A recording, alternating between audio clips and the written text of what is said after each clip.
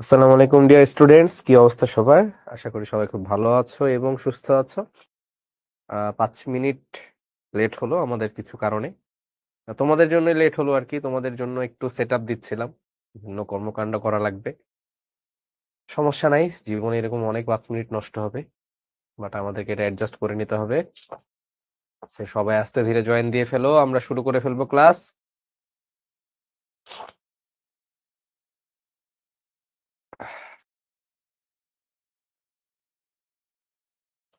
আজকে আমার শরীরটা একটু খারাপ, বাট সমস্যা নাই, শরীর খারাপের ইফেক্ট ক্লাসে পড়বে না ইনশাআল্লাহ। বাট তোমাদেরকে বেশ অ্যাক্টিভ হতে হবে, বুঝছো? যত অ্যাক্টিভ আছো তার থেকে আরো অনেক অ্যাক্টিভ হতে হবে। আজকে কি পড়াবেন তান্ত্রিক ভাই? আজকে কেমিস্ট্রি পড়াবো। হ্যাঁ, আজকে কেমিস্ট্রি পড়াবো আমরা। So, রসায়ন সেকেন্ড পেপার। আজকে আমরা পড়বো হচ্ছে চার্লসের সূত্র। তো এটা আসলে সেরকম কিছু না, ফ্যাক্টর না। আমরা চার্লসের সূত্রটা পড়বো, বাট তার আগে আমাদের বয়েলের সূত্রের কিছু জিনিস বাকি আছে, সেগুলো আমরা দেখে আসবো। হ্যাঁ, মানে এই অধ্যায়টা আমাদের হচ্ছে বিভিন্ন law of gases, law of gases এই নিয়ে আমরা পড়বো। অনেকগুলো ল পড়বো আমরা, কিছু ল ফিজিক্সে আছে, কিছু ল কেমিস্ট্রিতে আছে, সব মিক্স করেই আমরা পড়বো। এবং এই চ্যাপ্টারটা যদি তোমরা ভালো করে পড়ো, তাহলে ফিজিক্স চ্যাপ্টার 10, ফিজিক্স চ্যাপ্টার 10 তোমাদের পড়া হয়ে যাবে। চ্যাপ্টার 10 পড়া হয়ে যাবে, বুঝলা? এই চ্যাপ্টারটা ভালো করে পড়লে ফিজিক্স চ্যাপ্টার 10 পড়া হয়ে যাবে। তার মানে এই চ্যাপ্টারটা কিন্তু 2 in 1, এই চ্যাপ্টারটা 2 in 1। যেমন তোমরা যদি ফিজিক্সের আবার গতিবিদ্যা মানে প্রাসের অধ্যায়টা পড়ো, তাহলে কিন্তু তোমাদের ম্যাথের সেকেন্ড পেপারের গতিবিদ্যা অধ্যায়টা হয়ে যাবে, বুঝলা? So that's the main fact. Okay, তো তোমরা কি রেডি? আমরা কি শুরু করতে পারি?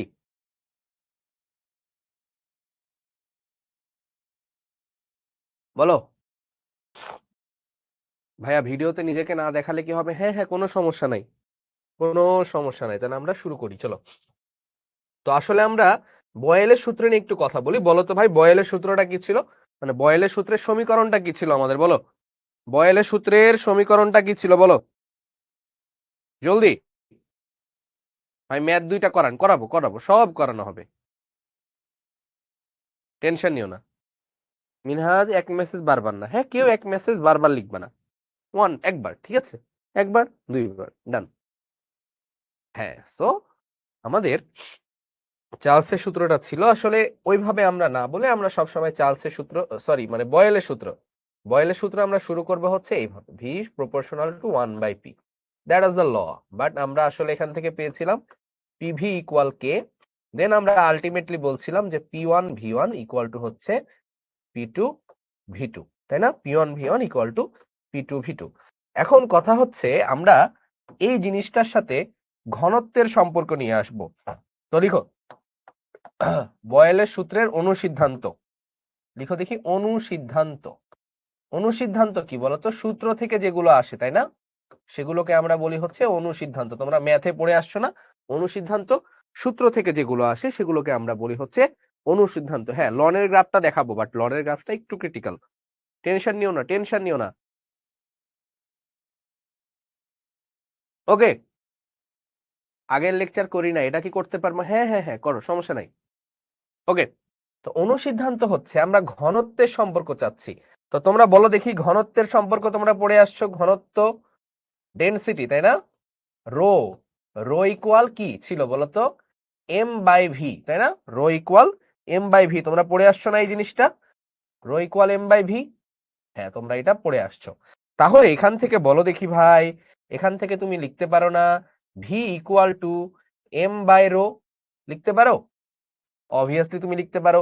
তার মানে তুমি এখান থেকে লিখতে পারো V1 ইকুয়াল টু M1/ρ1, অথবা লিখতে পারো V2 ইকুয়াল টু M2/ρ2, তাই না? M2/ρ2, M হচ্ছে কি ভর, ভি হচ্ছে আয়তন। তাহলে V1 V2 তুমি পেয়ে যাচ্ছ ঘনত্বের আকারে।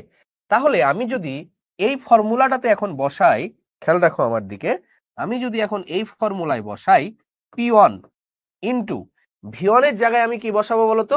V1 এর জায়গায় আমি বসাবো হচ্ছে M1 divided by rho 1, M1 divided by rho 1, ঠিক আছে? রো রো লিখো আবার, মানে দুইটাই পি বানাই ফেলো না, ঠিক আছে? রো 1, ওকে। তাহলে P2 ইন্টু কি হবে বলতো, M2 ডিভাইডেড বাই রো 2, ওকে। এখন কথা হচ্ছে যে এবার কি করতে পারি, বয়েলের সূত্রতে আমাদের একটা কথা ছিল, কি ছিল বলো দেখি? ভর হবে কি, ভর ধ্রুবক থাকবে, তাই না? ভর ধ্রুবক, এটা আমাদের বয়েলের সূত্রের একটা মেন কনস্ট্যান্ট ছিল। আর একটা কনস্ট্যান্ট ছিল কি বলতো, তাপমাত্রা হবে ধ্রুবক, তাপমাত্রা পরিবর্তন হওয়া যাবে না, ভর পরিবর্তন হওয়া যাবে না। তো ভর ধ্রুবক মানে কি ভাই? ভর ধ্রুবক মানে হচ্ছে M1 ইকুয়াল টু M2 না? এটা হচ্ছে না ভর ধ্রুবক মানে? ভর ধ্রুবক মানে হচ্ছে M1 ইকুয়াল টু M2। তাহলে আমি কি M1 M2 কেটে দিতে পারি? কেটে দিতে পারি। তাহলে আমার ফর্মুলা কি থাকে বলতো? P1 divided by rho 1 equal P2 divided by rho 2। বোঝা গেল? তাহলে এইটা হচ্ছে আমাদের অনুসিদ্ধান্ত, এটা হচ্ছে আমাদের বয়েলের অনুসিদ্ধান্ত। বোঝা গেল? P1 divided by rho 1 equal P2 divided by rho 2। কে এর কি কোনো নির্দিষ্ট মান আছে? না, পি আর ভি এর গুণফল যত, সেটাই হচ্ছে কে এর মান। বোঝা গেল? তার মানে তোমাকে যদি ঘনত্ব দিয়ে ম্যাথ করতে দেয়, পারা যাবে? ঘনত্ব দিয়ে ম্যাথ করতে দেয়, পারা যাবে? P1 V1 equal to P2 V2, এগুলা পড়ে আসছি। তো ভি ভি মানে কি? Rho equal to M by V, ঘনত্ব। তাহলে V equal to M by rho. তাহলে V1 মানে হচ্ছে M1 বাই রো 1, V2 মানে M2 বাই রো 2।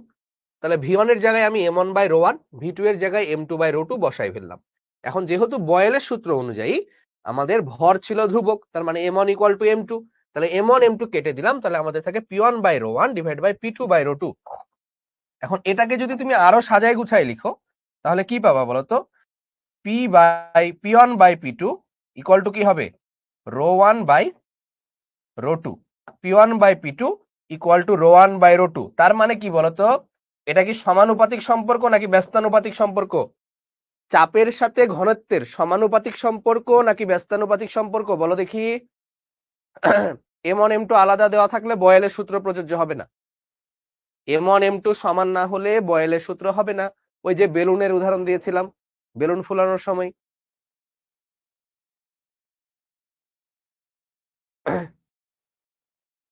পরে হইলে ভালো হইতো ভাই, কিছু বললাম ফোন দিব তখন নিয়ে আসেন। ফোন দেবনি ভাই আমি, ঠিক আছে? হ্যাঁ? ওইটা নিয়ে চলে যান, তাহলে গরম করে আবার নিয়ে আসো, ঠান্ডা হয়ে যাবে তো। আচ্ছা, সমানুপাতিক সম্পর্ক, তাই না? তার মানে সমানুপাতিক সম্পর্ক এখানে আমাদেরকে বলে পি প্রপোর্শনাল টু হচ্ছে রো। তার মানে কি ভাই? তার মানে হচ্ছে চাপ বাড়লে ঘনত্ব বাড়ে, চাপ বাড়লে ঘনত্ব বাড়ে। কিভাবে চাপ বাড়লে ঘনত্ব বাড়ে একটু বোঝার চেষ্টা করো, একটু বোঝার চেষ্টা করো। ধরো ধরো এই জিনিসটাকে একটু আমরা সাইডে ছোট করে নিয়ে আসি।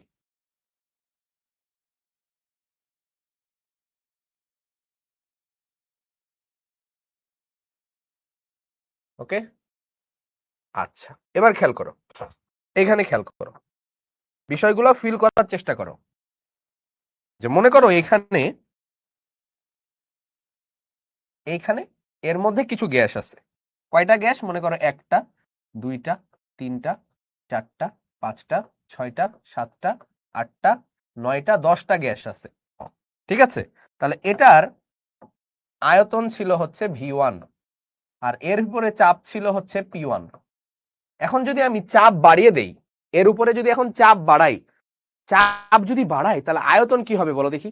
ফিল করো, চাপ যদি বাড়াই তাহলে গ্যাসের আয়তন কি হবে? কমে যাবে, মানে এটা সংকুচিত হয়ে যাবে, তাই না? ছোট হয়ে যাবে। তাহলে মনে করো এটা ছোট হয়ে গেল, তাহলে ছোট হলো, বাট ভর কি পরিবর্তন হবে না? আমার গ্যাসের মলিকুল 10টা 10টাই থাকবে, 1 2 3 4 5 6 7 8 9 10। তাহলে দেখো তো এখানে ঘনত্বটা বেশি না, এটা P2, আয়তন হয়ে গেছে V2। তাহলে P1 ছিল P2টা কি, P2 কি হয়েছে, বেড়েছে, চাপ বাড়ার কারণে আয়তন কমে গিয়েছে। তো এখানে ছিল ঘনত্ব ρ1, এখানে ছিল ঘনত্ব ρ2, তাহলে চাপ বাড়ার কারণে দেখো ঘনত্বটা বেড়ে গিয়েছে, মানে বেশি ঘন হয়ে গিয়েছে, কাছাকাছি চলে আসছে সব, তাই না? এখানে বড় জায়গা জুড়ে ছিল, আয়তন কমে যাওয়ার কারণে ঘনত্বটা বেড়ে গিয়েছে। গ্যাস গুণা যায়? কেন গুণা যাবে না? 9-10-এ পড়ে আসছো না? হ্যাঁ, 9-10-এ পড়ে আসছো না কতটি গ্যাসের অণু রয়েছে? তাসরিফ বলছো M1 M2 কাটাকাটি কিভাবে? তুমি যদি এটা না বোঝো যে M1 M2 কাটাকাটি কিভাবে, তাহলে তুমি আগের 2টা ক্লাস কিছুই বোঝো নাই। তুমি আগের 2টা ক্লাস কিছুই বোঝো নাই। ভর ধ্রুবক, এটা ছিল বয়েলের সূত্রের মেন কথা। ক্লিয়ার? বলো ক্লিয়ার কিনা? তাহলে P1/ρ1 ইকুয়াল P2/ρ2, তার মানে চাপ হচ্ছে, চাপ প্রয়োগ করলে কি হয়, ঘনত্বটা বাড়ে। তাহলে আমরা 2টা ফর্মুলা পেলাম, এখন থেকে আমরা এই 2টা ইউজ করতে পারবো। একটা হচ্ছে এইটা, আর একটা হচ্ছে এইটা। বলো কারো কোনো সমস্যা আছে এত দূরে? কারো কোনো সমস্যা আছে এত দূরে? তাহলে বলো দেখি, তোমাকে যদি একটা গ্রাফ আঁকা দিতে বলা হয় এখন, যে পি ভার্সেস রো বা rho versus P, rho versus P, মনে করো এটা ঢাকা বিশ্ববিদ্যালয়ে আসছে, এটা তো বোর্ডে দিবে না, মনে করো ঢাকা বিশ্ববিদ্যালয়ে দিল যে রো ভার্সেস পি, ঘনত্ব বনাম চাপের গ্রাফ, তাহলে কি হবে বলো দেখি? তাহলে কি হবে? আমরা একটু আগে দেখে আসলাম যে রো সমানুপাতিক হচ্ছে পি, তাই না?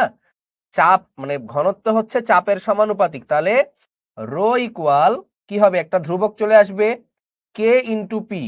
তাহলে আমি যদি এই জিনিসটাকে নিয়ে আসি ওয়াই অক্ষ বরাবর, এই জিনিসটাকে যদি আমি নিয়ে আসি এক্স অক্ষ বরাবর, তাহলে এই জিনিসটা হচ্ছে আমার এম, তাহলে ওয়াই ইকুয়াল এম এক্স, তার মানে মূল বিন্দুগামী সরল রেখার সমীকরণ, তাই না? এভরিথিং ইজ ম্যাথমেটিক্স, ফিজিক্সেও ম্যাথ, ম্যাথেও ম্যাথ, কেমিস্ট্রিতেও ম্যাথ, তাই না?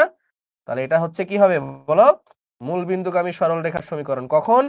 এক্স অক্ষ বরাবর হবে আমার চাপ, ওয়াই অক্ষ বরাবর হবে আমার ঘনত্ব।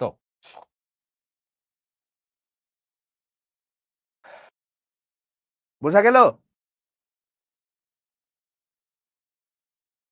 মমিনুল বলছো ভাইয়া আজকে আমি প্রথম, কোনো সমস্যা নাই, রোকে এক্স ধরা যেত না, ধরো ধরো, সমস্যা নাই।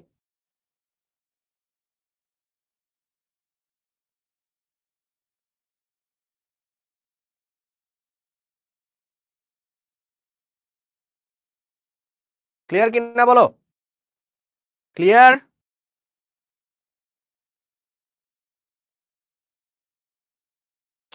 ইজি জিনিস।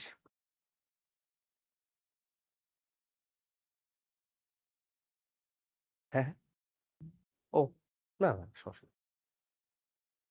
সাবাস, ক্লিয়ার। তাহলে আমরা বয়েলের সূত্রের অলমোস্ট মেলা কিছুই আমরা দেখে ফেললাম। এবার বয়েলের সূত্রের আরেকটা জিনিস আমাদের দেখা বাকি, ln P versus ln V. তো এটা যারা ম্যাথ ভালো বোঝো তাদের জন্য, এটা যারা ম্যাথ ভালো বোঝো তাদের জন্য, ওকে? কেউ যদি ম্যাথ না বোঝো তাহলে ভাই এটার কিচ্ছু বুঝবা না, ঠিক আছে? আচ্ছা, একটা জিনিস বলো তো বাবারা, লন এম ইন্টু এন, এটা সমান কি লেখা যায়? Ln M minus ln N লেখা যায় না? লেখা যায়? দেখি কে কি পারো তোমরা, লেখা যায়?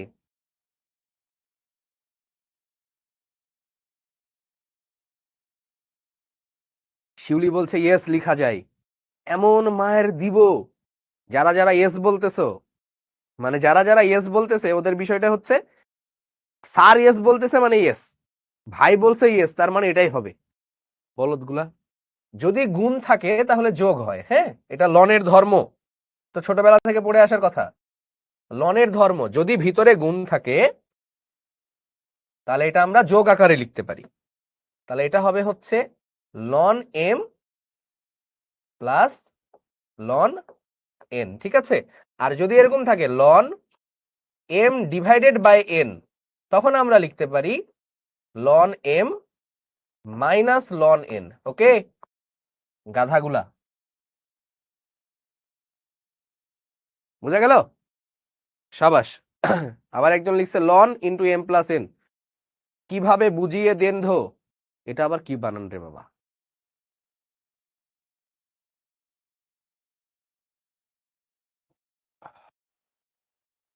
সাবাস।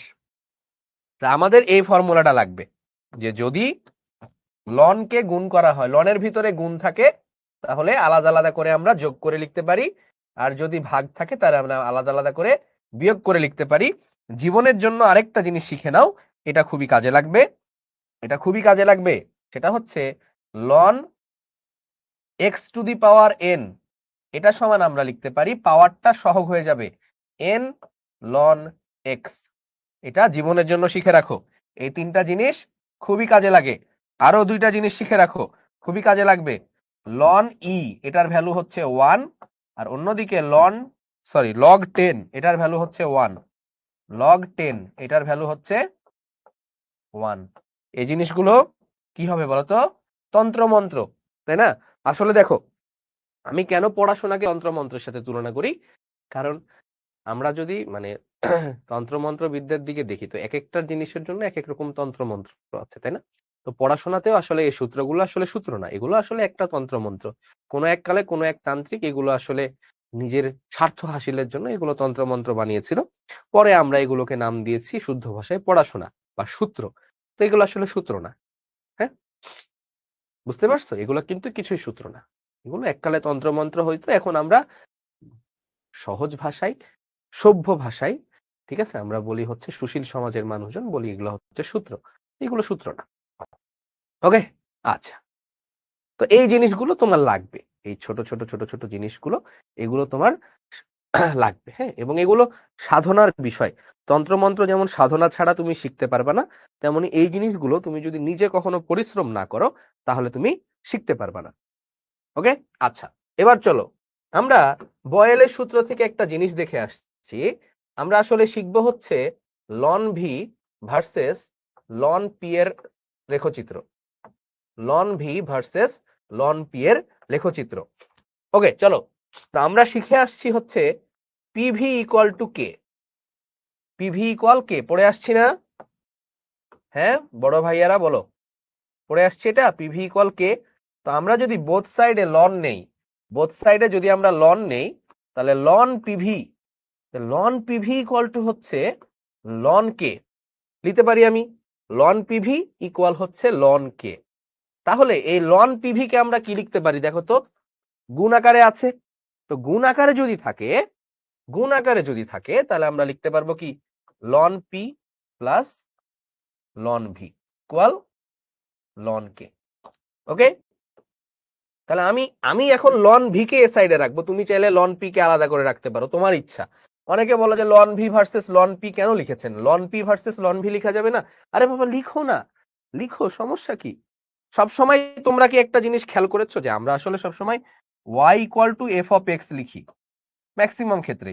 হ্যাঁ, X equal to F of Y, এটাকে আমরা লিখি? আমরা লিখি না, বাট এটাও পসিবল, এটাও পসিবল, তাই না? এক্স ও ওয়াই এর ফাংশন হতে পারে, আবার ওয়াই ও এক্স এর ফাংশন হতে পারে, দুইটা ভিন্ন মিনিং করে, বাট দুইটাই তো হতে পারে, তাই না? এই জন্য লিখছো কে মানি কি?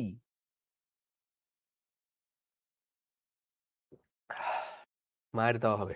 তাহলে লন ভি যদি তুমি রাখো, তা লন ভি মানে হচ্ছে দেখো, এই লন পিটা এই পাশে চলে আসবে, তাহলে minus ln p plus ln কে। তাহলে আমার কি লাগবে বলতো? আমার এটা, এটা মানে হচ্ছে এটা ওয়াই অক্ষ বরাবর থাকবে, এটা মানে হচ্ছে এটা এক্স অক্ষ বরাবর থাকবে, তাই না? Y versus X. তাহলে দেখো, খেয়াল রাখো, লন ভি ইকুয়াল, আমি এক কাজ করলাম, -1, ঠিক আছে, -1 ইন্টু কি বলতো, ইন্টু হচ্ছে, আচ্ছা, minus into, -1 into p, ln p into ln p plus ln k, কারো কোনো সমস্যা থাকার কথা না, -1 into ln p plus k. Okay, তাহলে এইটা আমার হয়ে যাচ্ছে, এটাকে এবার এক কাজ করো, এটাকে তুমি নাও হচ্ছে অয়ক্ষ বরাবর। ওকে, এই জিনিসটাকে নাও তুমি হচ্ছে এক্স অক্ষ বরাবর, প্লাস এই জিনিসটাকে ধরো হচ্ছে কনস্ট্যান্ট, এটা তো একটা কনস্ট্যান্ট, তো কনস্ট্যান্টকে লন করলে তো কনস্ট্যান্টই থাকবে, আর এই জিনিসটাকে ধরো হচ্ছে এম, তাহলে minus m x plus c y equal to minus m x plus c. Minus one কিভাবে, এই গাধা, মাইনাস তো এখানে আছে না, এটা এই পাশে প্লাস, তাহলে এই পাশে গেলে মাইনাস হবে না, তো মাইনাস যদি থাকে তাহলে মাইনাস ওয়ান লিখা যায় না, যদি কোথাও থাকে মাইনাস ফাইভ, আমি কি এটা লিখতে পারি না, মাইনাস ওয়ান ইন্টু ফাইভ লিখতে পারি না? হ্যাঁ, কি একটা অবস্থা, তোমরা তো ম্যাথ কিচ্ছু পারো না রে, কি একটা অবস্থা।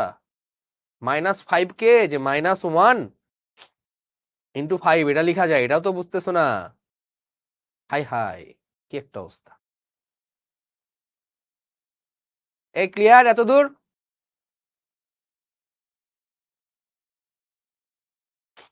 শাবাশ। তাহলে minus m x plus c, তাহলে বলো তো গ্রাফটা কিরকম হবে?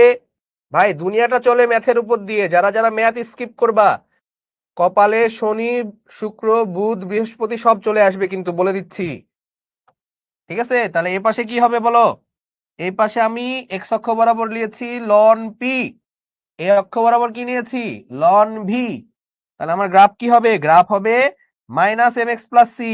আগের দিনের খাতাটা বের করো, y equal to minus m x plus c, graph হয় এরকম, এটা হচ্ছে y equal to minus m x plus c এর গ্রাফ, ঠিক আছে?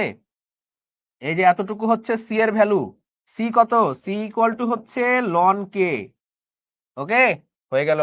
এটা ঢাল কত, ঢাল হচ্ছে মাইনাস ওয়ান, ঢাল হচ্ছে মাইনাস ওয়ান, ক্লিয়ার?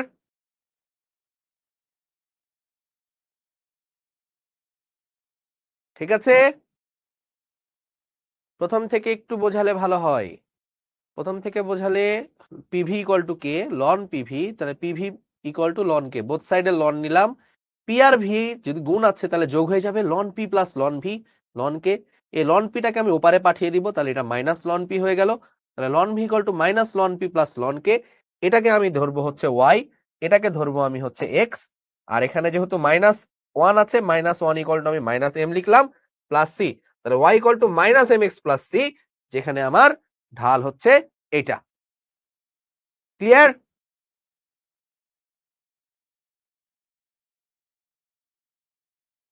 তার মানে এই গ্রাফটা এরকম হবে।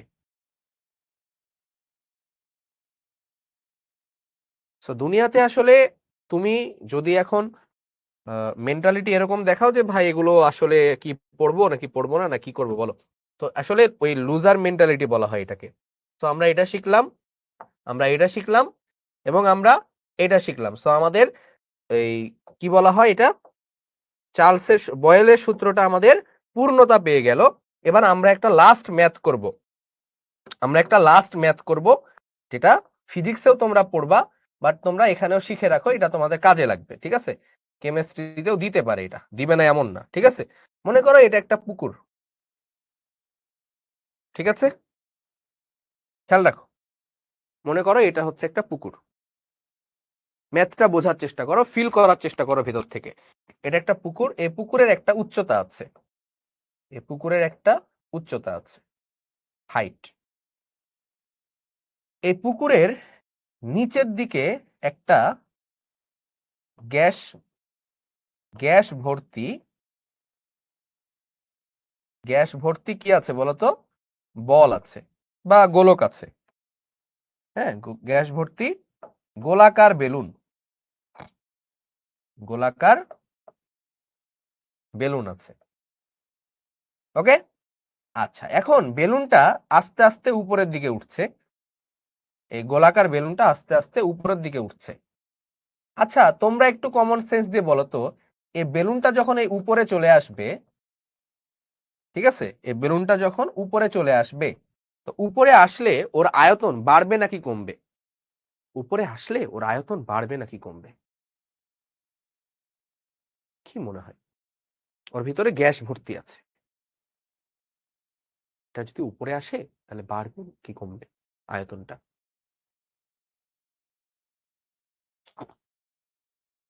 সো এক একজনের এক এক উত্তর, ম্যাক্সিমামের উত্তর হচ্ছে বাড়বে, এক্স্যাক্টলি। হ্যাঁ, ম্যাক্সিমামের উত্তর হচ্ছে বাড়বে। এক্স্যাক্টলি, উপরে গেলে এর আয়তন বাড়বে। কেন বাড়বে? কারণ নিচে হচ্ছে চাপ বেশি, নিচে চাপ বেশি, তাই না? চাপ সমান কি? এই চাপ পি সমানুপাতিক কি বলতো? হ্যাঁ, পড়েছো না? পি ইকুয়াল কি ছিল বলতো? এইচ রো জি, এরকম পড়েছিল না? এইচ রো জি।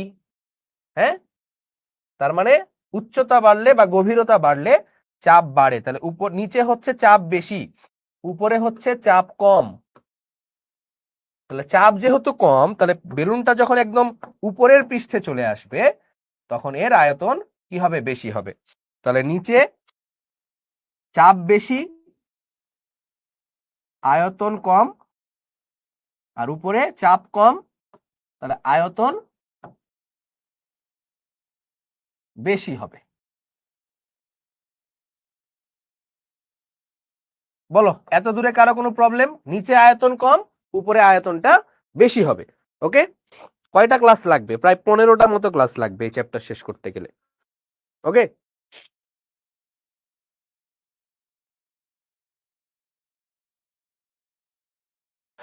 গ্যাস ভর্তি বেলুন কিভাবে যাবে? প্রেসার দিয়ে তুমি নিয়ে যাইতেই পারো। কি বলো, সায়েন্স পড়ো, তোমার ওই একটা সাবমেরিন পানির নিচ দিয়ে চলতে পারতেছে আর তুমি একটা গ্যাস বেলুনকে পানির নিচে নিয়ে যেতে পারবে না?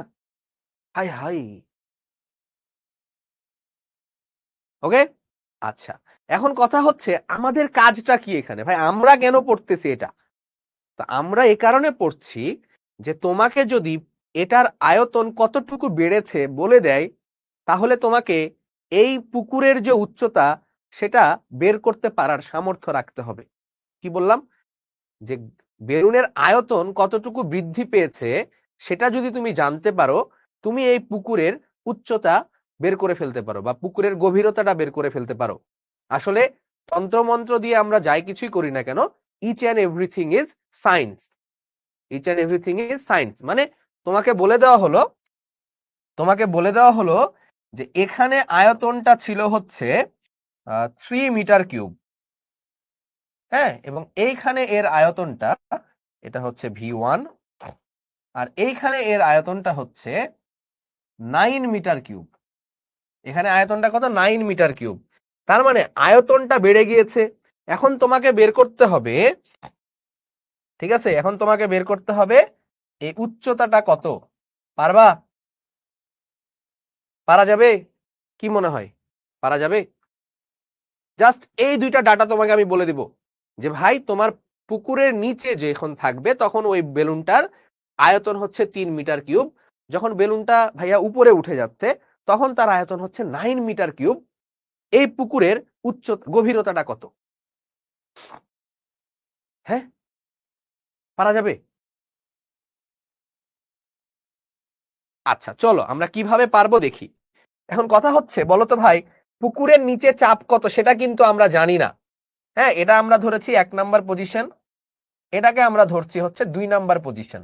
ওকে, তাহলে 1 নাম্বার পজিশনের আয়তন জানি, 2 নাম্বার পজিশনের আয়তন আমি জানি।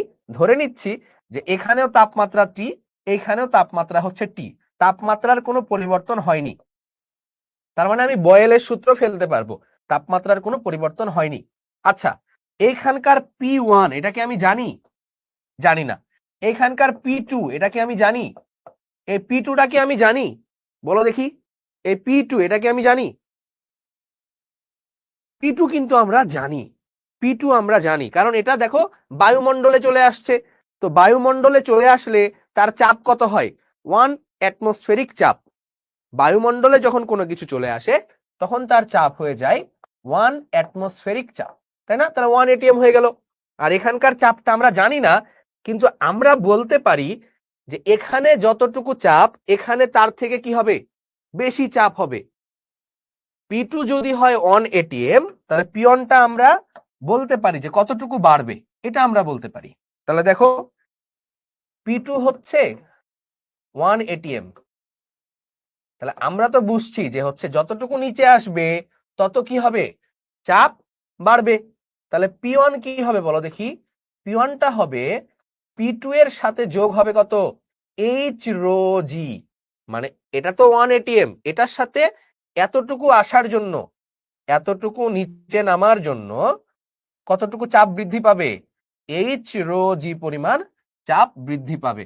তার মানে P2 যতটুকু ছিল তার থেকে এইচ রো জি পরিমাণ চাপ বৃদ্ধি পাবে। এতটুকু কি বুঝতে পারো? এতটুকু কি বোঝো? বলো, বোঝো এতটুকু?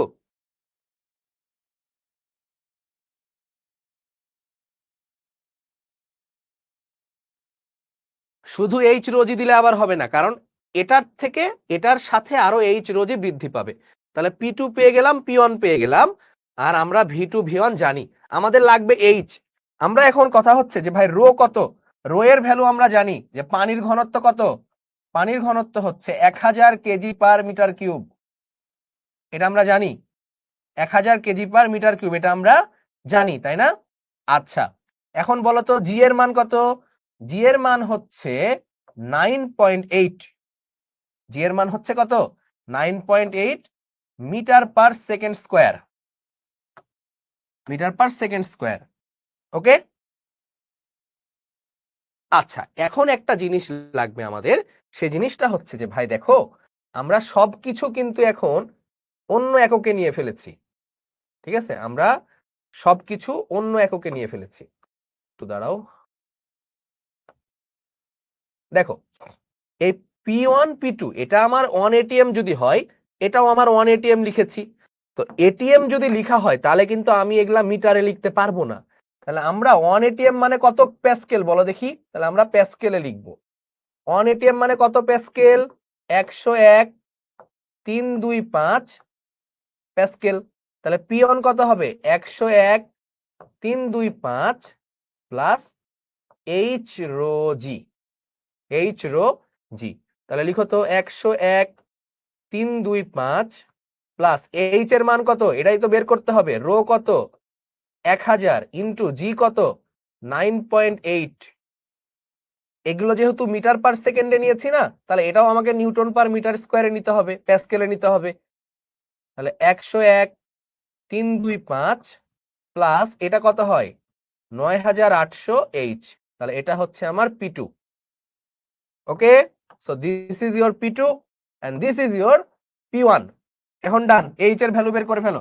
তোমরা ফর্মুলা কি জানো? ফর্মুলা জানো, P1 V1 ইকুয়াল টু হচ্ছে P2 V2। তাহলে P1 V1 equal to P2 V2। P1 কত? P1 হচ্ছে 101.325। V1 কত? V1 হচ্ছে, ও না, P1 তো 101.325 না, P1 টা হচ্ছে 101.325, তার সাথে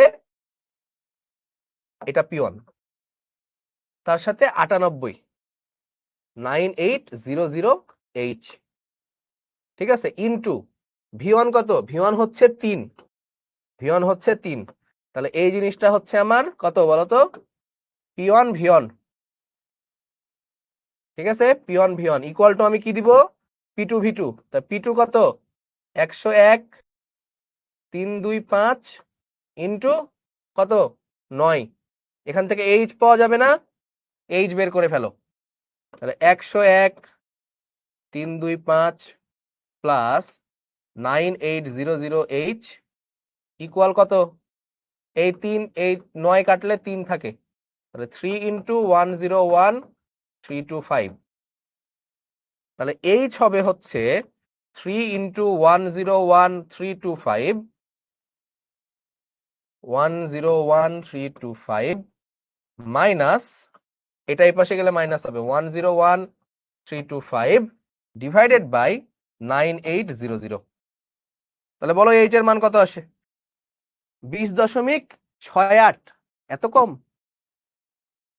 শিউলি আবার বলছো 82.71। আসলে কত? চলো করে দেখি। একজন বলছে আবার বলেন, ম্যাথ শেষ হইল না বলে আবার বলেন।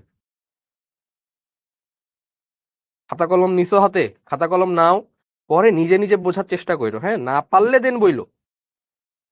20.67 মিটার, 20.67 মিটার, এটা হচ্ছে এই পুকুরের উচ্চতা। তো দেখো, আসলে আমি যদি এখন তোমাদেরকে বলতাম যে এটা 3 এটা 9, আমি তন্ত্র মন্ত্র করে বের করলাম পুকুরের উচ্চতা হচ্ছে 20, তা তুমি মনে করতা যে ভাই মনে তন্ত্র মন্ত্র করে বের করছে। আসলে কোনো কিছুই তন্ত্র মন্ত্র না, সবকিছুই বিজ্ঞানের খেলা। আবার কোনো কিছুই বিজ্ঞান না, সবকিছুই তন্ত্রমন্ত্রের খেলা। তাহলে P1 V1 equal to P2 V2, V1 V2 আমার দেওয়া 3 আর 9, P2 আমার হচ্ছে 1 ATM, P2 আমার হচ্ছে কত 1 ATM, তো 1 ATM মানে কত, 1 ATM মানে হচ্ছে 101 325 প্যাসকেল। P2 কত, P1 কত হবে তাহলে বলো, P1 হবে এইটার সাথে কি হবে, H রো জি যোগ হবে, তাহলে 101 325 প্লাস H রো জি, রো এর মান হচ্ছে 1000, জি এর মান হচ্ছে 98, তাহলে P1 আমরা পেয়ে গেলাম 101 325 9800। P1 বসাই দাও, V1 বসাই দাও, P2 বসাই দাও, V2 বসাই দাও, তাহলে H টা বের করে ফেলো, শেষ, কাজ শেষ। ক্লিয়ার? ডান?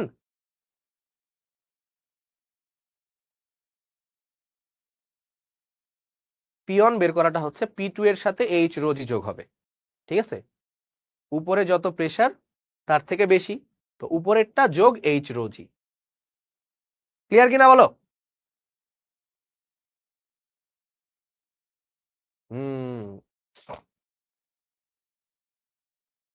ভাই দিন দুনিয়া কঠিন, ঠিক আছে? এইখানে তুমি যদি ভাবো যে তুমি শুয়ে থেকে বসে থেকে, হ্যাঁ, হাসি তামাশা করে মজা করে দিন শেষে একটা খুব ভালো অ্যাচিভমেন্ট নিয়ে আসতে পারবা, মোটেও না, পসিবল না। বুঝতে পারছো?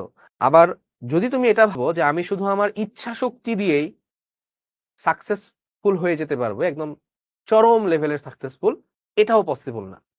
আমাদের জীবনে ইচ্ছা শক্তিটা লাগবে, তার সাথে লাগবে হচ্ছে কাজ, পরিশ্রম। সো আমাদের দুই ক্যাটাগরির মানুষ আছে, এক ক্যাটাগরি হচ্ছে ইচ্ছা শক্তি নাই। সো তোমার যদি ইচ্ছা শক্তি না থাকে, then you are out of the race, তোমাকে নিয়ে আমার কিছু বলার নাই। বাট তোমার যদি ইচ্ছা শক্তি থাকে, দেন আমার তোমাকে নিয়ে একটা কথাই বলার আছে, যে ভাই শুধু ইচ্ছা শক্তি দিয়ে কখনোই তুমি সাকসেসের শেখরে পৌঁছাইতে পারবে না, কখনো তুমি সফলতার চরম শেখরে পৌঁছাইতে পারবে না। ইচ্ছা শক্তিটা হচ্ছে ইনিশিয়াল একটা ফেজ, তার মানে তুমি স্কুলে ভর্তি হইলা, তোমার পড়াশোনা করার ইচ্ছা আছে, তুমি স্কুলে ভর্তি হইলা, এখন স্কুলে ভর্তি হয়ে যাওয়া মানেই কিন্তু তুমি তোমার লাইফে সাকসেসফুল হইলা না। তোমাকে পড়াশোনা করতে হবে, ইফোর্ট দিতে হবে, হার্ড ওয়ার্ক করতে হবে, দেন তুমি একটা নির্দিষ্ট সময় পরে যে কি সফল হইতে পারবা। তার মানে ইচ্ছা শক্তি আছে, কোনো না কোনো একদিন হয়ে যাব, that's a completely wrong idea. ইচ্ছা শক্তিটা হচ্ছে স্কুলে ভর্তি হওয়ার মতো। এখন তোমার ইচ্ছা শক্তি আছে, তোমাকে আরো ইফোর্ট দিতে হবে, ডে বাই ডে নিজেকে ইমপ্রুভ করতে হবে, তারপরেই না তুমি দিন শেষে সফলতার শিখরে পৌঁছাইতে পারবা। তাও এটা গ্যারান্টিড না যে তুমি হার্ড ওয়ার্ক করলেই দিন শেষে সফলতার শিখরে পৌঁছাইতে পারবা, কারণ ভাই ভাগ্য বলে, তাকদির বলেও কিন্তু একটা জিনিস আছে, এটাকে তোমাকে মানতে হবে এবং এটা মেনে নিয়ে তোমাকে আগাতে হবে এবং এমন ভাবে পরিশ্রম করতে হবে যাতে যদি তুমি কখনো সফল হইতে না পারো, তখন যাতে তোমার নিজেকে দোষী মনে না হয়, যে ভাই আমি একটা ভুল কাজ করছি বা আমি আমার ইফোর্টে ঘাটতি রাখছি বলে আমি সফল হইতে পারি নাই। বুঝতে পারলা? তুমি পরিশ্রম করার কাজ পরিশ্রম করবা, তাকদির মহান আল্লাহ তাআলার হাতে, সেটা উনার উপরে ছেড়ে দিতে হবে। সাকসেস দেওয়া না দেওয়াটা মহান আল্লাহ তাআলার ব্যাপার। তুমি পরিশ্রম করার পরে যখন রেজাল্টটা পাবা, রেজাল্ট পাওয়ার পরে তোমার যাতে ওই আফসোসটুকু না হয় যে ইস, আর একটু যদি পরিশ্রম করতাম তাহলে মনে হয়ে যাইত, এই আফসোস কিন্তু রাখা যাবে না। সো আশা করি এই জিনিসটা মনে থাকবে যাতে তোমার। বুঝতে পারলা?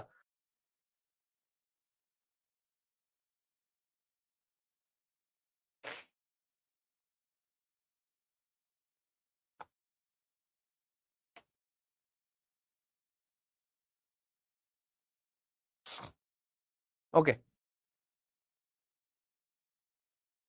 এই এগুলা করতে হবে আবার নিজে নিজে, ঠিক আছে? ওকে, তাহলে আমরা এই ম্যাথটা আমাদের আগের দিনের একটা হোমওয়ার্কের ম্যাথ ছিল, ঠিক আছে? সো তোমরা ওই হোমওয়ার্কের ম্যাথটা এখান থেকে দেখে নিবা, হোমওয়ার্কের মতো, ঠিক আছে? এবং এই ম্যাথগুলো নিজেরা খাতায় লিখে লিখে করতে হবে, নিজেরা খাতায় লিখে লিখে করতে হবে। ওকে ভাইয়া, এমন আরেকটা করান, ঠিক আছে? আমি তোমাদেরকে এমন আরেকটা হোমওয়ার্ক দিচ্ছি, আমি তোমাদেরকে এমন আরেকটা, আচ্ছা আরেকটা করাই দিই, চলো সহজে করাই দিব এবার, ঠিক আছে? এবার আমি বুঝাবো না, কিন্তু এবার আমি করাবো, ঠিক আছে? এবার আমি শুধু করাবো। দেখো, নিচে যেহেতু চাপ বেশি, তাহলে আয়তন কম, ঠিক আছে? তো বললো এটা হচ্ছে V1 আর এটা হচ্ছে V2, তো V2 ইকুয়াল টু বলে দিয়েছে 2V1, V2 ইকুয়াল 2V1। ওকে, এবার এখানে তোমার উচ্চতা বলে দিয়েছে, যে উচ্চতাটা বের করতে হবে, এই পুকুরের উচ্চতাটা বের করতে হবে। তাহলে এটাতে তোমার চাপ হচ্ছে P2, এটা হচ্ছে চাপ P1, ঠিক আছে। জি কত? জি হচ্ছে 9.8, রো হচ্ছে 1000 KG per metre cube, metre per second square. তাহলে তোমার উচ্চতা কত? তাহলে দেখো P1 কত, মানে P2 কত? P2টা যেহেতু বাতাসের উপরে আছে, তাহলে P2 হচ্ছে 1 atm, মানে 101.325 প্যাসকেল। তাহলে P1 কত? P1 হচ্ছে এই P2 এর সাথে কতটুকু যোগ হবে? এতটুকু উচ্চতার জন্য আরেকটা প্রেসার তোমার যোগ হবে। এই প্রেসারটা হচ্ছে H রো জি, এই প্রেসারটা হচ্ছে H রো জি। তাহলে H রো জি কতর সাথে যোগ হবে? P2 এর সাথে, P2 প্লাস H রো জি। এই পিয়নটা হচ্ছে P2 প্লাস H রো জি। তাহলে P2 কত? 101.325। এইচ এর মানটা এইচ বসায় দাও, জি আর রো গুণ করলে হয় 9800H, ঠিক আছে। V1 হচ্ছে V1, V2 হচ্ছে 2V1। তাহলে আমাদের ফর্মুলা বসায় দাও, P1 V1 ইকুয়াল টু হচ্ছে P2 V2। তাহলে P1 কত? P1 হচ্ছে 101.325 যোগ 9800H ইন্টু V1। P2 কত? P2 হচ্ছে 101.325 ইন্টু কত? ইন্টু কত বলো? ইন্টু হচ্ছে 2V1, 2V1। তাহলে V1 V1 কাটাকাটি হয়ে যায়, তাহলে 101.325 plus 9800H equal to 2 into 101325, তাই না? তাহলে 9800H ইকুয়াল, এটা থেকে এটা বাদ যাবে, তাহলে 2 ইন্টু 101.325 মাইনাস 101.325, তাহলে H ইকুয়াল হচ্ছে 2, এটা 101325, দ্বিগুণ থেকে এক গুণ বাদ দিলে এটা, ডিভাইড বাই 9800। H কত আসে? 10.33, তাই না? 10.33 মিটার অ্যান্সার। ক্লিয়ার? এবার ক্লিয়ার না কারোর সমস্যা আছে? না ব্রেক দিব না ক্লাসে, ব্রেক দেওয়া যাবে না, অনেক পড়াশোনা, অনেক পড়াশোনা। ক্লিয়ার?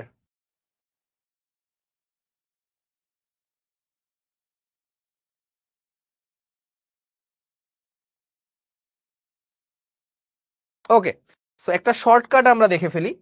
হ্যাঁ, একটা শর্টকাট আমরা দেখে ফেলি, চলো। শর্টকাট লিখো, শর্টকাট। এটা মনে করো এটা, এটা মনে করো এটা, এটার আয়তন মনে করো হচ্ছে ভি, এটার আয়তন মনে করো এন গুণ হয়ে গিয়েছে। হ্যাঁ, আয়তন মনে করো এন গুণ হয়ে গিয়েছে, এন ভি, মানে এন গুণ হয়ে গিয়েছে আয়তন, উপরে গেলে তো বাড়ে, তো মনে করো এন গুণ হয়েছে। আর এটা হচ্ছে উচ্চতা, এটা হচ্ছে উচ্চতা, আর এটা হচ্ছে কি P2, P2 কত? আর এটা হচ্ছে P1। ওকে, তো P2 তো হচ্ছে তুমি জানো 101.325, তাই না? আচ্ছা ঠিক আছে, আর P1 তো P1। আচ্ছা শোনো, আমি তোমাকে বলি, এটা তুমি যেভাবে করতে পারো, মানে H হচ্ছে n-1 into P2 divided by 9800 এত মিটার। শর্টকাট এটা দিয়ে করলেই হয়ে যাবে, এটা দিয়ে করলেই উত্তর মিলে যাবে, দেখো ঠিক আছে, এটা দিয়ে করলেই উত্তর মিলে যাবে।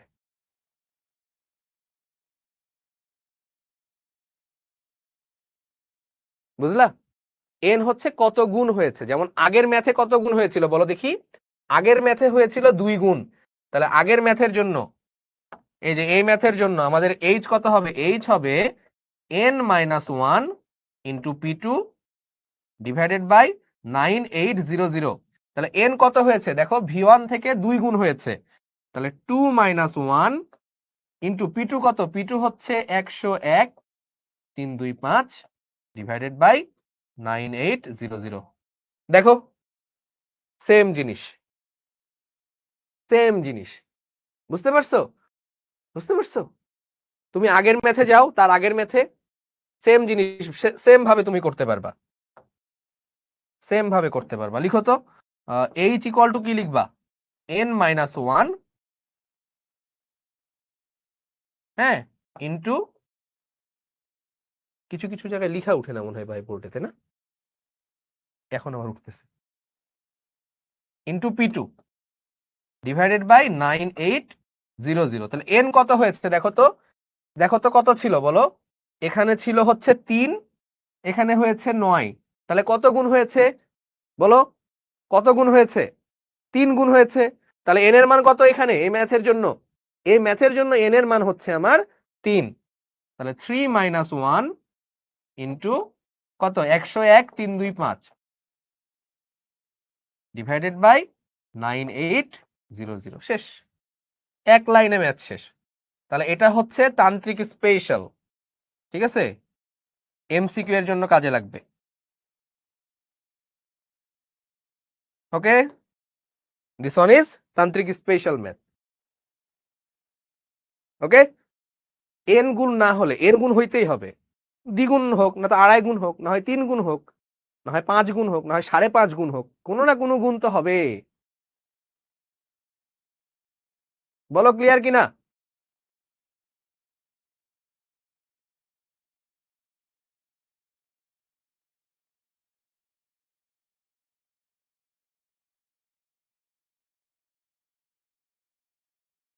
তানজিলা বলছো এইচ রোজি, না এইচ রোজি পরিমাণ বৃদ্ধি পায়, তুমি যেটা জানো সেটা ভুল। এইচ রোজি পরিমাণ বৃদ্ধি পায়, উপরে যত থাকবে তার থেকে এইচ রোজি পরিমাণ বৃদ্ধি পাবে। সাবাস। তাহলে আমরা বয়েলের সূত্রকে চিরতরে বিদায় জানিয়ে দিচ্ছি। ওকে, বয়েলের সূত্রকে আমরা চিরতরে কি জানাচ্ছি, বিদায় জানাচ্ছি, এবং আমরা এখন চার্লস কাকুর সূত্রতে চলে আসছি। ওকে, আমরা বয়েলের সূত্রকে চিরতরে বিদায় জানাই দিচ্ছি। ঠিক আছে, তো বয়েলের সূত্রটা বুঝতে বুঝতে আমি আমার এক জিনকে কল দিই, তন্ত্রমন্ত্রের ব্যবস্থা করতে হবে। ঠিক আছে,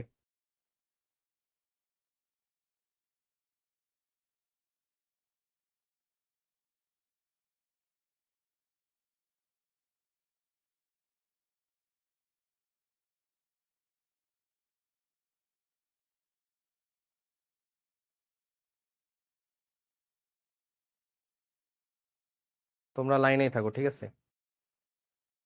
হ্যাঁ দাদা, হ্যাঁ ওই যে পানিটা হ্যাঁ পাঠাই দিও। ঠিক আছে, ওকে। ওকে, তো ডাকা হয়ে গিয়েছে জিনকে, এখন আমরা চার্লসের সূত্রটা পড়বো। সো চার্লসের সূত্রটা তোমরা কেউ জানো, বলো দেখি। আমাদের বয়েলের সূত্রটা কি ছিল বলতো, বয়েলের সূত্রটা ছিল, বয়েলের সূত্রটা ছিল পি আর ভি এর মধ্যে সম্পর্ক, মানে চাপ এবং আয়তনের মধ্যে। বাট চার্লসের সূত্রটা হবে আয়তন এবং তাপমাত্রার মধ্যে সম্পর্ক। কিসের মধ্যে, আয়তন এবং তাপমাত্রার মধ্যে সম্পর্ক। ঠিক আছে, আর বাকিগুলো স্থির থাকবে, মানে আমাদের মোট চলক হচ্ছে 5টা, আমি বলে দেই, আমাদের চলক হয় হচ্ছে 5টা, চলক কয়টা, 4টা, 4টা চলক নিয়ে কাজ করব আমরা, পি ভি এন টি। ঠিক আছে, তাহলে যদি আমার পি আর ভি এর মধ্যে সম্পর্ক থাকে, এ দুইটা হবে স্থির। ঠিক আছে, পি ভি এন টি। যদি আমার সম্পর্ক হয় ভি আর টি এর মধ্যে, তাহলে এই দুইটা হবে স্থির। বোঝা গেল, বোঝা গেল কি করছি আমি, যদি পি আর ভি এর মধ্যে সম্পর্ক হয় তাহলে এন আর টি হবে স্থির, যদি ভি আর টি এর মধ্যে সম্পর্ক হয় তাহলে পি আর এন হবে স্থির। সেম ভাবে যদি আমার পি ভি এন টি, যদি আমার সম্পর্ক দরকার হয় পি আর টি এর মধ্যে, তাহলে কি কি স্থির হবে বলতো, তাহলে ভি আর এন হবে স্থির। বোঝা গেল, যে দুইটার মধ্যে সম্পর্ক, বাকি দুইটা স্থির থাকবে। এন হচ্ছে মূল সংখ্যা, মূল সংখ্যা বা ভর আর কি। ঠিক আছে,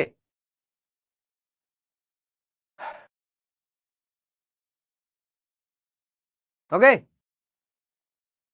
ঠিক আছে।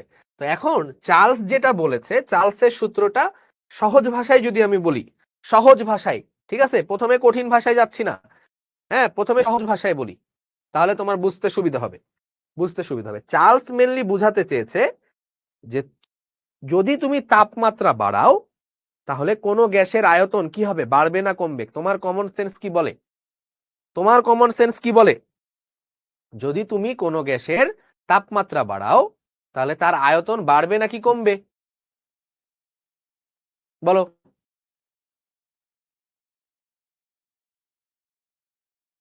তাপমাত্রা বাড়ালে আয়তন বাড়বে। তো অনেককে আমি এটা পড়াতে দেখেছি, এভাবে এক্সাম্পল দিতে দেখছি যে শীতকাল আর গ্রীষ্মকাল, হ্যাঁ, দিয়ে ওই যে দরজা হচ্ছে বা হচ্ছে এগুলার উদাহরণ দেয় যে শীতকালে দরজা লাগানো কঠিন হয়ে যায়, কারণ কি? এটা উদাহরণ দেয় না? কারণ হচ্ছে ঢিল হয়ে যায়, তখন দরজাটাও ভালো মতো লাগে না। আবার গরমকালেও লাগানো কঠিন হয়ে যায়, কারণ গরমকালে কি হয়ে যায়, প্রসারিত হয়ে ওটা লাগাতে আরো সমস্যা হয়, মানে তখন লাগতে চায় না, তাই না? তো মেন জিনিস হচ্ছে তাপমাত্রা বাড়ালে কোনো গ্যাসের আয়তন বাড়ে। তাপমাত্রা বাড়ালে কোনো একটা গ্যাসের আয়তন বাড়ে। ভাই একটু আগাই নেই। তাপমাত্রা বাড়ালে কি হবে বলো?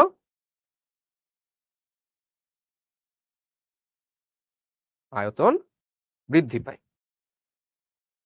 ঠিক আছে, সো আসলে এই জিনিসটা আসলে গ্যাসের জন্য বেশি ভালো মতো বোঝা যায়, কারণ নর্মালি তুমি যদি কোনো কঠিন পদার্থ লাইক এটাকে যদি এখন তুমি অল্প একটু তাপমাত্রা দাও তাহলে কি এটার আয়তন বাড়বে? বলো তো। অল্প একটু মানে তাপমাত্রা দিলে কিন্তু আয়তন বাড়বে না। বা তুমি যদি এখন ওই শীতকাল গ্রীষ্মকালের উদাহরণ নাও, তো ওই জিনিসটাও কিন্তু আসলে কঠিন। একজন বলছে তাপমাত্রা বাড়লে আয়তন কমবে, হাই হাই কি বলে? তো তাপমাত্রা বাড়লে আয়তন বাড়বে। ঠিক আছে, এতটুকু নিয়ে কারো কোনো কনফিউশন আছে? কারো কোনো সন্দেহ আছে যে তাপমাত্রা বাড়লে আয়তন বাড়বে? বলো। তাপমাত্রা বাড়লে আয়তন বাড়বে, এটা নিয়ে কারো কোনো সন্দেহ আছে? তো যার সন্দেহ আছে তার জন্য এখন, যেহেতু জিনকে আমি ডাক দিছি, তো জিন জিনিস নিয়ে চলে আসছে, আমরা এখন দেখাই ফেলতে পারি। ঠিক আছে, তো সবাই তোমরা রেডি হও, তাহলে আমরা আসলে দেখি, হ্যাঁ, যে তাপমাত্রা বাড়লে যে একটা গ্যাসের আয়তন বাড়ে সেটা আমরা দেখি। তাহলে চলো আমরা আসলে দেখা শুরু করে ফেলি, চলেন ভাই আমরা যাই। সো দেখো আমার হাতে বেলুন আছে, এবং আচ্ছা এই বেলুনটা দেই, হলুদ জিনিস বেশি ফোকাস করে। সো বেলুনটার ভিতরে কিছু না কিছু গ্যাস তো আছে, তাই না? এই যে অ্যাটলিস্ট তোমার এই বোতলের মধ্যে তো গ্যাস আছে। তো এই গ্যাসটা যদি এখন আমি, দেখো বেলুনটা চুপসে আছে, এখন আমি যদি এই যে আমার এখানে গরম পানি আছে, এই গরম পানি দিয়ে এই বোতলটা ডুবাই ফেলি, তাহলে গ্যাসের কি হবে, আয়তনটা বেড়ে যাবে। তো গ্যাসের আয়তনটা বাড়বে আমি কিভাবে বুঝবো? যদি আমার এই বেলুনটা ফুলে যায় তাহলে আমি তখন বুঝবো যে কি গ্যাসের আয়তন বেড়ে গিয়েছে, তাই না? সো চলো আমরা এটা ডুবানোর পরে যদি দেখি বেলুনটা ফুলে উঠেছে, তাহলে আমি বুঝবো যে কি গ্যাসের আয়তন বেড়ে গিয়েছে। তো চলো, এই যে ধরো আমরা ডুবাই দিলাম, দেখো আস্তে আস্তে কিন্তু বেলুনটা দেখো ফুটে উঠলো। ঠিক আছে, ফুলে উঠছে না? তার মানে বোঝা যাচ্ছে যে যখন আমি হিট দিলাম তখন বেলুনটার ভিতরে যে গ্যাস ছিল তার আয়তন বৃদ্ধি পেয়েছে। আবার দেখো, আবার কিন্তু আয়তন কমে গিয়েছে। আমি আবার যদি ভিতরে দেই, আবার দেখবা এটার আয়তন আস্তে আস্তে বাড়তে বাড়তে এটা এই যে ফুলে উঠছে। ঠিক আছে, সো এটাই হচ্ছে মেইন থিং। বা তুমি আরেকটা বেলুন এটা আছে, ভাবতে পারো যে ওইটাতে মনে হয় আমি স্পেশাল কোনো কিছু করছি। সো এটাতেও সেম জিনিসই হবে, মানে আসলে ভয় পাওয়ার কোনো কারণ নাই। ঠিক আছে, এটা হবেই, হতে বাধ্য, ইটস সায়েন্স। ঠিক আছে, একটু সময় লাগছে, বাট হবে। বুঝলা? আমি কি করলাম, তাপমাত্রা বাড়িয়েছি, আয়তন বেড়ে গিয়েছে। সো ওকে, তাহলে আমরা সবাই আসলে দেখে ফেললাম যে তাপমাত্রা যদি কোনো জিনিসের বাড়াই, তাহলে কোনো জিনিস না, বলতে হচ্ছে গ্যাসের, ঠিক আছে, গ্যাসের তাপমাত্রা বাড়ালে আয়তন বাড়ে। সো আমরা আসলে এটা এখন একটু প্র্যাকটিক্যালি যখন বুঝে ফেললাম, এখন চার্লস আসলে কি বলতে চেয়েছে বা চার্লস আসলে জিনিসটা কিভাবে বলেছে সেটা আমরা এখন দেখব। ঠিক আছে, তাহলে ফ্রিজে দুধের বোতল রাখলে উপর পর্যন্ত ফুল হয় না কেন? তামিম তুমি ক্লাস থেকে বের হয়ে যাও। তামিম বলছে যে ফ্রিজে যদি দুধের বোতল রাখা হয় তাহলে বোতল ফুল হয়ে যায় না কেন? হে ওরে তোমরা একটু ধরে ক্লাস থেকে বের করে দাও তো। আমি বারবার বলছি গাধা, বলদ, গান্ডু, গরু, মুরগি, ছাগল, ভেড়া? এটা গ্যাসের জন্য, গ্যাস গ্যাস। দুধ কি গ্যাস? হ্যাঁ, দুধ কবে থেকে গ্যাস হলো রে?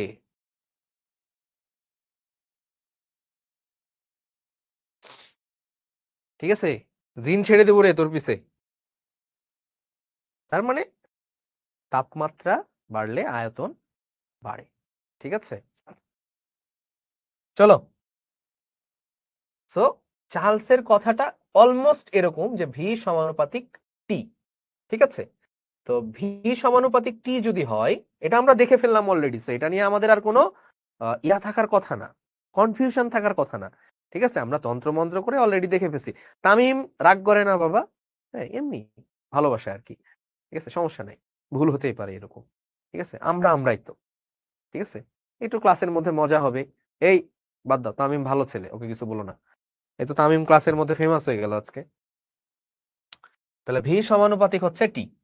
তাহলে ভি সমানুপাতিক টি যদি হয়, মানে তাপমাত্রা বাড়লে আয়তনটা বাড়ে। ঠিক আছে, তাহলে বলো দেখি, আমি যদি এখন এখানে ইকুয়াল চিহ্ন নেই, তাহলে এখানে একটা কে আসবে, তাহলে কে ইন্টু টি হবে, তাই না? K into t. তাহলে আমরা কি লিখতে পারি? V by t equal to হচ্ছে constant. V by t equal to হচ্ছে কনস্ট্যান্ট। এবং এখানে আমাদের আরেকটা কথা কি ছিল, যে আমাদের পি হবে কনস্ট্যান্ট, এবং কি বলতো, এন হবে কনস্ট্যান্ট। এন হবে কনস্ট্যান্ট। এন কেন কনস্ট্যান্ট বলো দেখি? কারণ আমি কিন্তু দেখো বাইরে থেকে কিন্তু বেলুনের মধ্যে কোনো হাওয়া দেওয়া হচ্ছে না, বাইরে থেকে বেলুনের মধ্যে কোনো হাওয়া দেওয়া হচ্ছে না। এটা কি তুমি বুঝতে পারছো? আমি নিচে তাপ দিচ্ছি, তখন এর ভেতরের যে গ্যাস পার্টিকেল গুলো, এর ভেতরের যে গ্যাস পার্টিকেল গুলো, সেগুলোর আয়তন বৃদ্ধি পেয়ে এটা ফুলে উঠছে। খুবই সিম্পল জিনিস কিন্তু, বুঝলা? আমি কিন্তু বাইরে থেকে কোনো গ্যাসের মলিকিউল অ্যাড করি নাই, বা আমি কোনো বাতাস দেই নাই যে কারণে ফুলে উঠছে। আমি তো বাতাস দিয়েও ফুলাইতে পারতাম না, আমি বাতাস দেই নাই, ওরা নিজেরাই আয়তন বৃদ্ধি করেছে এবং এটা ফুলে উঠেছে। বুঝতে পারছো? তার মানে এন হচ্ছে মূল সংখ্যা, এন হচ্ছে মূল সংখ্যা ভাইয়া। তাহলে বলো দেখি, তাহলে আমাদের সূত্রটা কি দাঁড়াচ্ছে?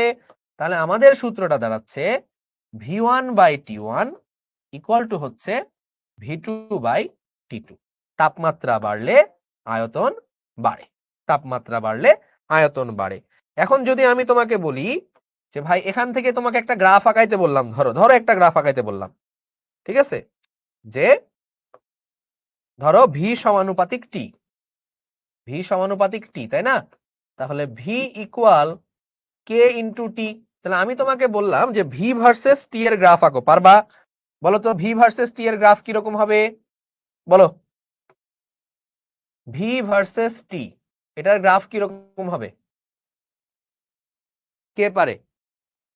ভি ভার্সেস টি এর গ্রাফ কেমন হবে?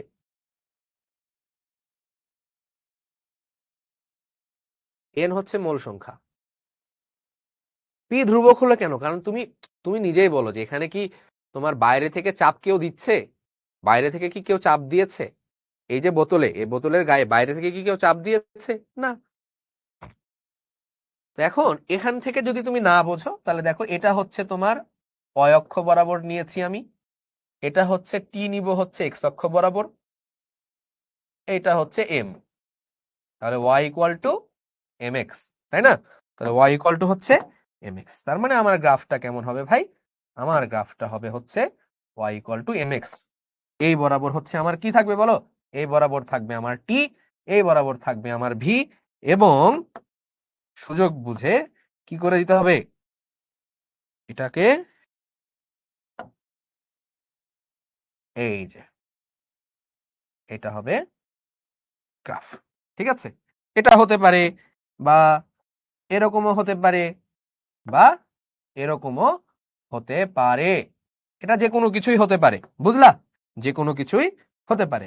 তাহলে বলো দেখি, এই গ্রাফগুলোর নাম কি? মনে করো এটা পি ওয়ানে, এটা পি টুতে, এটা পি থ্রিতে। যেমন বয়েলের গ্রাফের একটা নাম ছিল, বয়েলের গ্রাফের একটা নাম ছিল কি বলো দেখি? আইসোথার্ম। তাহলে এটাকে আমরা কি বলবো? ওইটা ছিল আইসোথার্ম, কারণ তাপমাত্রা কনস্ট্যান্ট ছিল। তাহলে এটাকে আমরা কি বলবো? এখানে কি কনস্ট্যান্ট? এখানে হচ্ছে চাপ কনস্ট্যান্ট, এজন্য আমরা এগুলোকে বলবো সমচাপীয় রেখা। আগের দিন ছিল সমতাপীয় রেখা, এগুলো হবে সমচাপীয় রেখা। এখানে P1, এখানেও P1, এখানেও P1, তাই না? তাহলে এগুলো হচ্ছে কি ভাই? সমচাপীয় রেখা। সমচাপীয় রেখা ইংরেজিতে বলা হয় আইসোবারিক। আইসোবারিক, বার মানে হচ্ছে প্রেসার, ওই যে আইসোবারিক লাইন বা আইসোবারিক কার্ভ। ঠিক আছে, আইসোবারিক লাইন। বোঝা গেল তাহলে? আচ্ছা, এখন যদি আমি নরমালি বোঝাই, গ্রাফ থেকে যদি এখন বোঝাইতে চাই যে আসলে ভাই হচ্ছেটা কি, গ্রাফ থেকে বুঝতে পারবা? চলো আমরা আসলে গ্রাফ থেকে একটু বোঝার চেষ্টা করি যে কেন এরকম হচ্ছে বা কি হচ্ছে আসলে। দেখো, তাহলে এটা হচ্ছে আমাদের এই বরাবর টি, এই বরাবর হচ্ছে ভি। তাহলে আমাদের রেখাটা আমরা কিরকম পাচ্ছি? আমাদের রেখাটা আমরা পাচ্ছি হচ্ছে মূল বিন্দুগামী সরল রেখা। এখন বলো দেখি, এটা মনে করো T1, এটা মনে করো T1, তাহলে T1 যদি এটা হয় তাহলে এর কোরেসপন্ডিং V1 হচ্ছে এটা, এর কোরেসপন্ডিং V1 হচ্ছে এটা। এটা যদি T1 হয় তাহলে এর কোরেসপন্ডিং V1 হচ্ছে এটা। তার মানে তাপমাত্রা যখন T1, আয়তন হচ্ছে আমার V1। কিন্তু আমি চাচ্ছি T2 তে যদি আমি তাপমাত্রা বাড়াই, আয়তন কি হবে? বাড়বে না কমবে? তাপমাত্রা যদি আমি বাড়াই, আয়তন বাড়বে না কমবে? অবভিয়াসলি বাড়বে। এখন দেখো, এই যে মনে করো এখন এটা, তাহলে এটা T1 যদি হয় তাহলে T2, তাহলে আমার তাপমাত্রা বেড়ে গিয়েছে। আমার তাপমাত্রা যদি বাড়ে তাহলে আমার আয়তন কি হবে বলো? আয়তনও কিন্তু আমার বেড়ে যাবে। এই যে দেখো, এখন এটা কিন্তু আমার V2, দেখো এটা কিন্তু আমার V2, তাই না? বেড়ে গিয়েছে। তাপমাত্রা বেশি, এই যে T2, আয়তন V2। তাপমাত্রা কম, আয়তন কম। বুঝলা? বোঝা গেল? তার মানে তুমি গ্রাফ থেকেও এটা বুঝিয়ে দিতে পারো যে তাপমাত্রা বাড়লে আয়তন বাড়বে। এই ক্লিয়ার? ক্লিয়ার কিনা বলো? ডান? এক্সপেরিমেন্টাল জিনিস সহ ইচ এন্ড এভরিথিং ক্লিয়ার কিনা?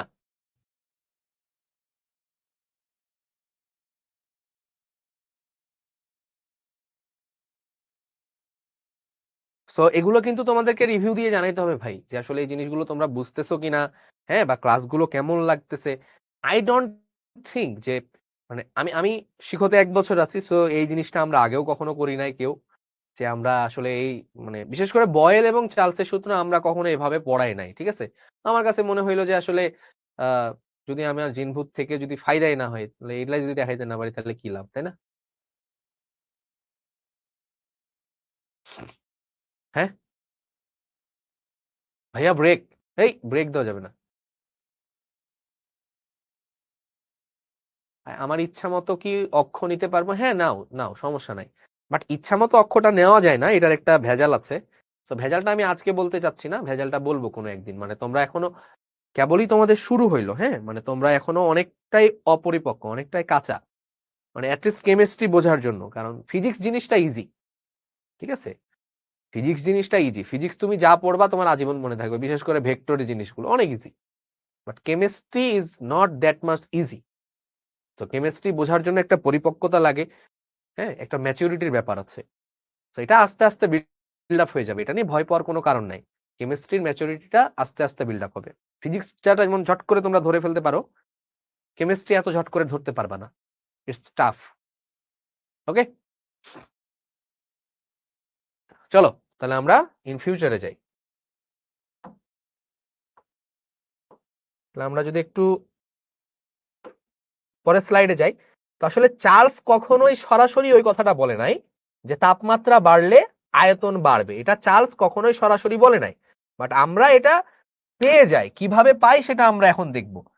তো চার্লস যে কথাটা বলেছে সেটা বোঝার জন্য এখন একটু মাথাটা ঠান্ডা করতে হবে, কমেন্ট করা বন্ধ করতে হবে, মোবাইল থেকে হাতটা সরাতে হবে, মোবাইলটা একটা জায়গায় রাখো, আমার কথা জাস্ট 2 কান দিয়ে শুনবা, আর কিচ্ছু না। আমার কথা জাস্ট কান দিয়ে শুনতে হবে, এখন বুঝতে হবে। ওকে, চলো। চার্লস বলেছে যে স্থির চাপে, এটা তো খুবই স্বাভাবিক, চার্লসের কথা স্থির চাপ দিয়ে শুরু হবে। এবং নির্দিষ্ট ভরের মানে পি কনস্ট্যান্ট এন কনস্ট্যান্ট, মানে ভর বলতে তো ডাব্লু, এখন ডাব্লু মানে তো মোল সংখ্যা, তাই না? এন ইকুয়াল টু কি ডাব্লিউ বাই এম, তাই না? তো মানে ভর যদি এক হয় মোল সংখ্যাও একই। তাহলে স্থির চাপে নির্দিষ্ট ভরের যে কোনো গ্যাসের আয়তন প্রতি ডিগ্রি সেলসিয়াস তাপমাত্রা বৃদ্ধি বা হ্রাসের ফলে, প্রতি ডিগ্রি সেলসিয়াস তাপমাত্রা বৃদ্ধি বা হ্রাসের ফলে 0 ডিগ্রি তাপমাত্রার গ্যাসের আয়তনের এত অংশ বৃদ্ধি বা হ্রাস ঘটে। কিছু কি বোঝা গেল? হ্যাঁ, মনে হইতেছে না কি বলছে রে বাবা, এর মাথা এত ক্রিটিক্যাল কেন, কি কয়? হ্যাঁ, পাগল নাকি? হ্যাঁ, বেটায় পাগল নাকি? কি কইছে এগুলা? হ্যাঁ, নির্দিষ্ট ভরের স্থির চাপে যে কোনো গ্যাসের আয়তন প্রতি ডিগ্রি সেলসিয়াস তাপমাত্রা বৃদ্ধি বা হ্রাসের ফলে 0 ডিগ্রি তাপমাত্রার গ্যাসের আয়তনের 1/273 অংশ বৃদ্ধি বা হ্রাস ঘটে। তো আমি কি করতাম নাকি? মানে তোমরা বি লাইক আমি কি করতাম? বাড়ে তো বাড়ে, কমে তো কমে, আমার কি? তাই না? তো এটা আমরা বোঝার চেষ্টা করবো এখন, ঠিক আছে? চলো, যে আসলে চার্লস কি বলার চেষ্টা করেছে, ঠিক আছে? সো এটা একটা তন্ত্র, আমি তন্ত্র বোঝাই দেওয়ার জন্য তো আমি তান্ত্রিক আছি, তাই না? মন্ত্র বোঝাই দেওয়ার জন্যই তো আমি আছি। তো চার্লসের মন্ত্রটা উনি আসলে ঘুরাই পেঁচাই ওই কথাটাই বলেছে যে তাপমাত্রা বাড়ালে আয়তন বাড়বে, তাপমাত্রা কমালে আয়তন কমবে। তো ধরো 0 ডিগ্রি সেলসিয়াসে 0 ডিগ্রি সেলসিয়াসে কোন গ্যাসের আয়তন, কোন গ্যাসের আয়তন ভি নট, ধরো কথার কথা 0 ডিগ্রি সেলসিয়াস তাপমাত্রায় কোন গ্যাসের আয়তন হচ্ছে ভি নট। ওকে, গুড। আচ্ছা, এখন চার্লস যে কথাটা বলতে চাচ্ছে যে তুমি যদি 1 ডিগ্রি সেলসিয়াস বাড়াও, তুমি যদি 1 ডিগ্রি সেলসিয়াস বাড়াও, চার্লস বলছে যে 1 ডিগ্রি বাড়ালে, 1 ডিগ্রি সেলসিয়াস বাড়ালে 0 ডিগ্রি সেলসিয়াস এর আয়তনের সাথে আয়তনের থেকে কি 1/273 ভাগ বৃদ্ধি পাবে, এই কথাটা উনি বলছে। মানে 0 ডিগ্রি সেলসিয়াসে যদি ভি নট হয় তাহলে 1 ডিগ্রি সেলসিয়াসে কত হবে জানো আয়তন? 1 ডিগ্রি সেলসিয়াসে, ঠিক আছে, বৃদ্ধি পাবে কতটুকু বলতো? বৃদ্ধি পাবে কত? 1 ডিগ্রি সেলসিয়াসে বৃদ্ধি পাবে কত বলো? কতটুকু বৃদ্ধি পাবে? আদি আয়তনের 1/273 ভাগ, মানে বৃদ্ধি পাবে ভি নট ইন্টু, মানে এভাবে লিখি, বাংলায় লিখি, ভি নট এর 1/273, মানে 0 ডিগ্রি যে আয়তন ছিল সেটা আছেই, এটা ভি নট। তুমি যদি এখন 1 ডিগ্রি সেলসিয়াস বৃদ্ধি পাও তাহলে কি হবে? ভি নট এর 1/273 বৃদ্ধি পাবে, মানে আদি আয়তনের 273 ভাগের 1 ভাগ বৃদ্ধি পাবে। বুঝতে পারছো? মানে উদাহরণটা যদি আমি এভাবে দেই, কথার কথা, যে মনে করো 0 ডিগ্রি সেলসিয়াসে আয়তন হচ্ছে 273, তাহলে তুমি যদি ওইটার তাপমাত্রা 1 ডিগ্রি সেলসিয়াস করে দাও তাহলে কতটুকু বৃদ্ধি পাবে বলতো? তাহলে বৃদ্ধি পাবে হচ্ছে 273 এর 1/273, মানে কতটুকু? 0 ডিগ্রি সেলসিয়াসে আয়তন ভি নট হচ্ছে 273 ml মনে করো, ঠিক আছে? তাহলে 1 ডিগ্রি সেলসিয়াসে কতটুকু বৃদ্ধি পাবে? বৃদ্ধি পাবে হচ্ছে 273 এর 1/273, এর মানে কি গুণ, তাহলে এটা কাটলে 1, তাহলে বৃদ্ধি পাবে কত? 1 ml। তাহলে 1 ডিগ্রি সেলসিয়াসে আয়তন কত হবে? আয়তন হবে কত বলো? 273 তো আগেই ছিল, আরো 1 বৃদ্ধি পাবে, তাহলে কত হবে? 274 ml হবে।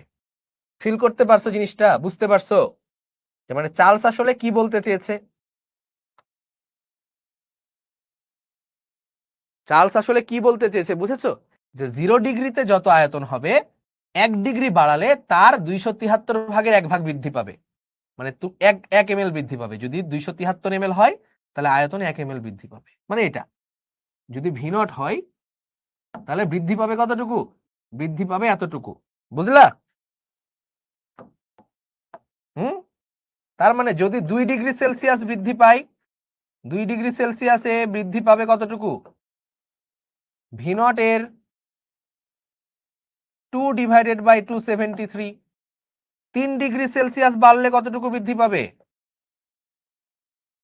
ভি নট এর 273 ভাগের 3 ভাগ।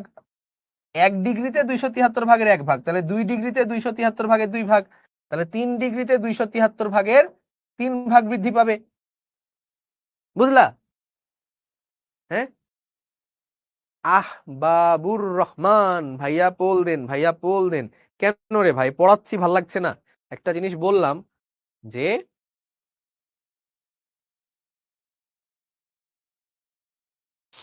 আমি পড়াচ্ছি, উল্টাপাল্টা মেসেজ দিও না, ঠিক আছে? ও বলতেছে ভাইয়া পোল দেন, পোল দেন। আচ্ছা যাই হোক, তার মানে এতটুকু বৃদ্ধি পাবে ভাই, এটা বৃদ্ধি পাবে। তাহলে বলো, তাহলে এবার আমরা অন্য একটা পেজে যাই, চলো। দেখো 0 ডিগ্রি সেলসিয়াসে আয়তন কত? বলো দেখি। 0 ডিগ্রি সেলসিয়াসে আয়তন আমরা ধরছি হচ্ছে ভি নট। তাহলে 1 ডিগ্রি সেলসিয়াসে আয়তন কত হবে বলো দেখি? আয়তন কত হবে? ধরো ভি1। তাহলে ভি1 হবে এটার সাথে কতটুকু বৃদ্ধি পাবে?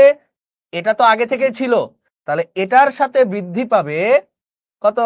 ভি নট এর 1/273। তাহলে V naught plus V not এর 1/273 এতটুকু বৃদ্ধি পাচ্ছে, এতটুকু বৃদ্ধি পেল, আর এটা তো আগে থেকেই ছিল। তাহলে 2 ডিগ্রি সেলসিয়াসে আয়তন কত হবে? ভি2। তাহলে ভি2 হবে V naught plus V not এর 2/273। তাহলে 3 ডিগ্রি সেলসিয়াসে আয়তন কত হবে? ভি3 ইকুয়াল টু হবে V naught plus V not এর 3/273। বোঝা গেল? এই সূত্র আসে না এখনো সাকিবুল, আগেই মাথা খারাপ করে দিচ্ছে, বলে সূত্র বুঝি নাই, বুঝি নাই, বুঝি নাই। সূত্র আসে নাই তো, চিল ম্যান চিল। তার মানে 0 ডিগ্রি সেলসিয়াসের যে আয়তন, প্রতি ডিগ্রি সেলসিয়াসের জন্য 273 ভাগের 1 ভাগ বৃদ্ধি পাবে। হ্যাঁ, এটা তো আগে থেকে আছে, তাহলে 1 ডিগ্রি বাড়ালে এটার 273 ভাগের 1 ভাগ বাড়বে। 2 ডিগ্রি বাড়ালে এটা 273 ভাগের 2 ভাগ বাড়বে। 3 ডিগ্রি বাড়ালে 273 ভাগের 3 ভাগ বাড়বে। তাহলে বলো দেখি, তুমি যদি টি ডিগ্রি সেলসিয়াসে বাড়াও, তাহলে টি ডিগ্রি সেলসিয়াসে আয়তন কত হবে? ভিটি। তাহলে ভিটি হবে ভি নট প্লাস 1 এর জন্য যদি 1 হয়, 2 এর জন্য যদি 2 হয়, 3 এর জন্য যদি 3 হয়, তাহলে টি এর জন্য আমি কি লিখতে পারি? t/273, তাই না?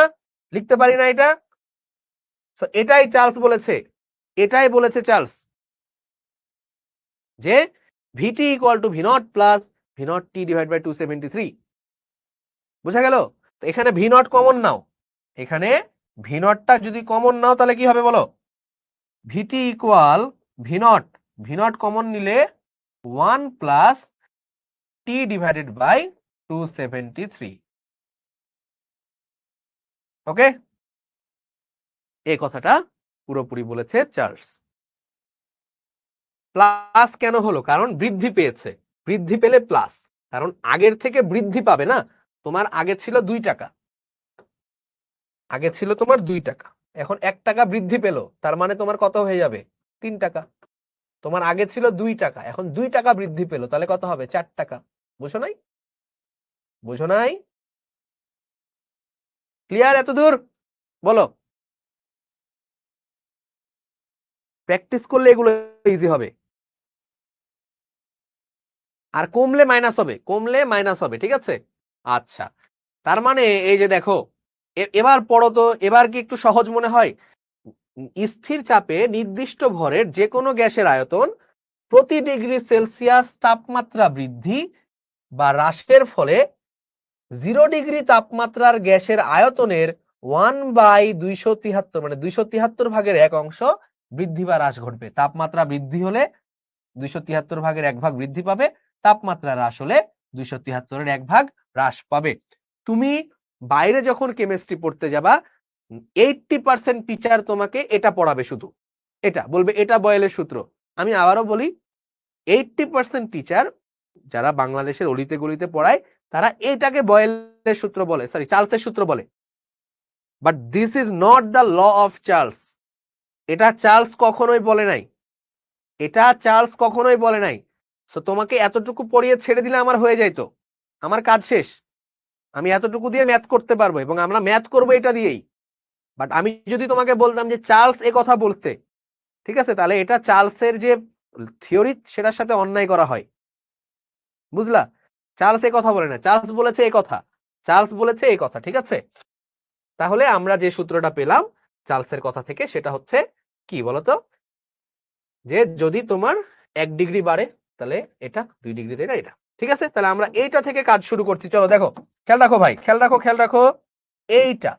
এখন আমরা ওই ফর্মুলায় কিভাবে গেলাম, তাহলে এটা হচ্ছে, দেখো আমি আবারও লিখি, VT equal V naught 1 plus T divided by 273।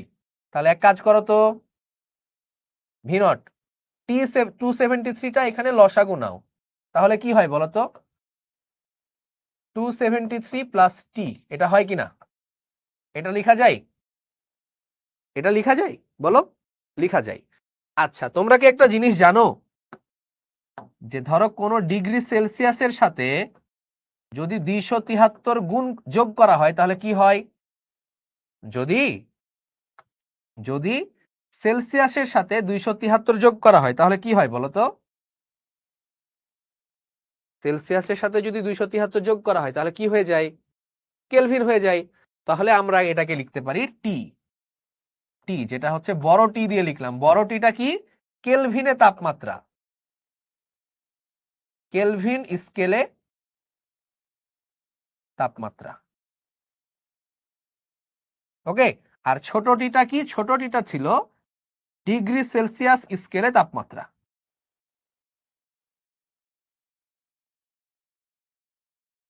ওকে, ওকে হইল। তাহলে টি প্লাস 273 এটাকে আমরা লিখতে পারি হচ্ছে কি, বড় টি দিয়ে লিখলাম, বড় টিটা আসলে কি? কেলভিন, বড় টিটা হচ্ছে আসলে কি? কেলভিন, ঠিক আছে না? ওকে, এবার চলো, তাহলে এবার এখানে আসো, এই জিনিসটাকে তুমি আবার লিখতে পারো না, ভিটি ইকুয়াল, এই যে ভিনট তো ভিনটের জায়গায় আছে, এই এতটুকুকে আমি কি লিখতে পারি ভাই? 273 প্লাস টি, এটাকে আমি এখন বড় টি লিখতে পারি কেলভিনে, কেলভিনে ডিভাইডেড বাই 273। তাহলে ভিটি ইকুয়াল, দেখো, V naught by 273 into T kelvin, লিখতে পারি, এত দূরে আসতে পারি, আসতে পারি। এখন দেখো এই জিনিসটা কিন্তু ভাই আমার কনস্ট্যান্ট, এই জিনিসটা আমার কনস্ট্যান্ট। কেন কনস্ট্যান্ট? কারণ 0 ডিগ্রিতে যে আয়তন সেটা তো আমার 0 ডিগ্রিরই আয়তন, এটা তো ফিক্সড। আর 273 তো 273 একটা number, so this is a constant. তাহলে এবার যদি আমি সমানুপাতিক চিহ্ন নিতে চাই, ধরো এবার আমি নিতে চাচ্ছি একটা সমানুপাতিক চিহ্ন, ওকে, তাহলে আমি যদি ইকুয়াল উঠাই দেই তাহলে সমানুপাতিক চিহ্ন নিব, এই কনস্ট্যান্ট গায়েব হয়ে যাবে। তাহলে ভিটি সমানুপাতিক টি কেলভিন, বুঝতে পারলা? এতক্ষণে যে আমি বলতে পারি এই লাইনটা, যে লাইনটা আমরা সেই শুরুতে দেখে আসছি, কোথায় দেখে আসছি ভাই? এই লাইনটা দেখে আসছিলাম আমরা এইখানে। এটা তুমি শুরুতে বলতে পারো না, ইউ ক্যান নেভার সি, ঠিক আছে, নেভার, এটা তুমি কখনোই বলতে পারো না। এবং আমি তোমাকে গ্যারান্টি দিচ্ছি তুমি ম্যাক্সিমাম জায়গায় যাবা, ঠিক আছে, এটা পড়িয়ে ওইটা আর পড়ায় না, পড়াই 20% টিচার পড়ায়, এটা আমি জানি, বাট 80% টিচার পড়ায় না, এটা পড়িয়ে ছেড়ে দেয়। কারণ পড়াতে গেলে তো বুঝতে পারবে না, বুঝাতে বুঝাতে পারবে বাট স্টুডেন্টরা বুঝতে পারবে না, তখন ছেড়ে দেয়। আরে সে বলতে যে সি হয়ে গেছে, কি যে করো তোমরা।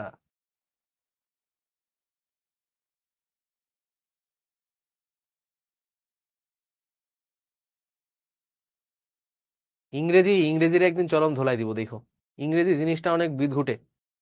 তাহলে ভিটি সমানুপাতিক হচ্ছে টি, তাহলে টি কিন্তু কেলভিনে। তাহলে বলো ভাই, এই যে টি যে কেলভিনে, ঠিক আছে, তাহলে এরপরে আমরা এইটা ইউজ করতে পারি। তাহলে বলো তো ভাই, এইখানে যে তাপমাত্রা আমরা ইউজ করছি, এই তাপমাত্রাটা কিসে? এই তাপমাত্রাটা কোন এককে? কেলভিন এককে। এই তাপমাত্রাটা কেলভিন স্কেলে।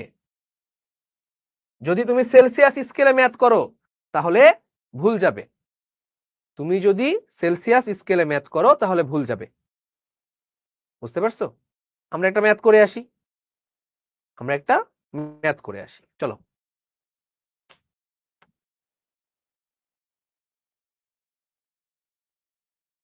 চলো চলো, ম্যাথ ম্যাথ ম্যাথ। আরে ম্যাথ কই? কি একটা অবস্থা!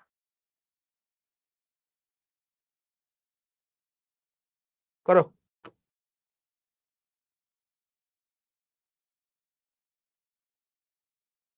এই ম্যাথ করে ছুটি দিয়ে দেবো আজকে। ম্যাথ করে ছুটি। পানি ঠান্ডা হয়ে গেছে।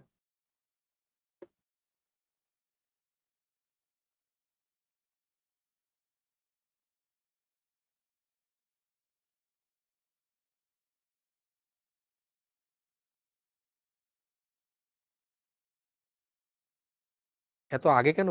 8টায় ছুটি না? 8:15টায় তো ক্লাস আছে আরেকটা।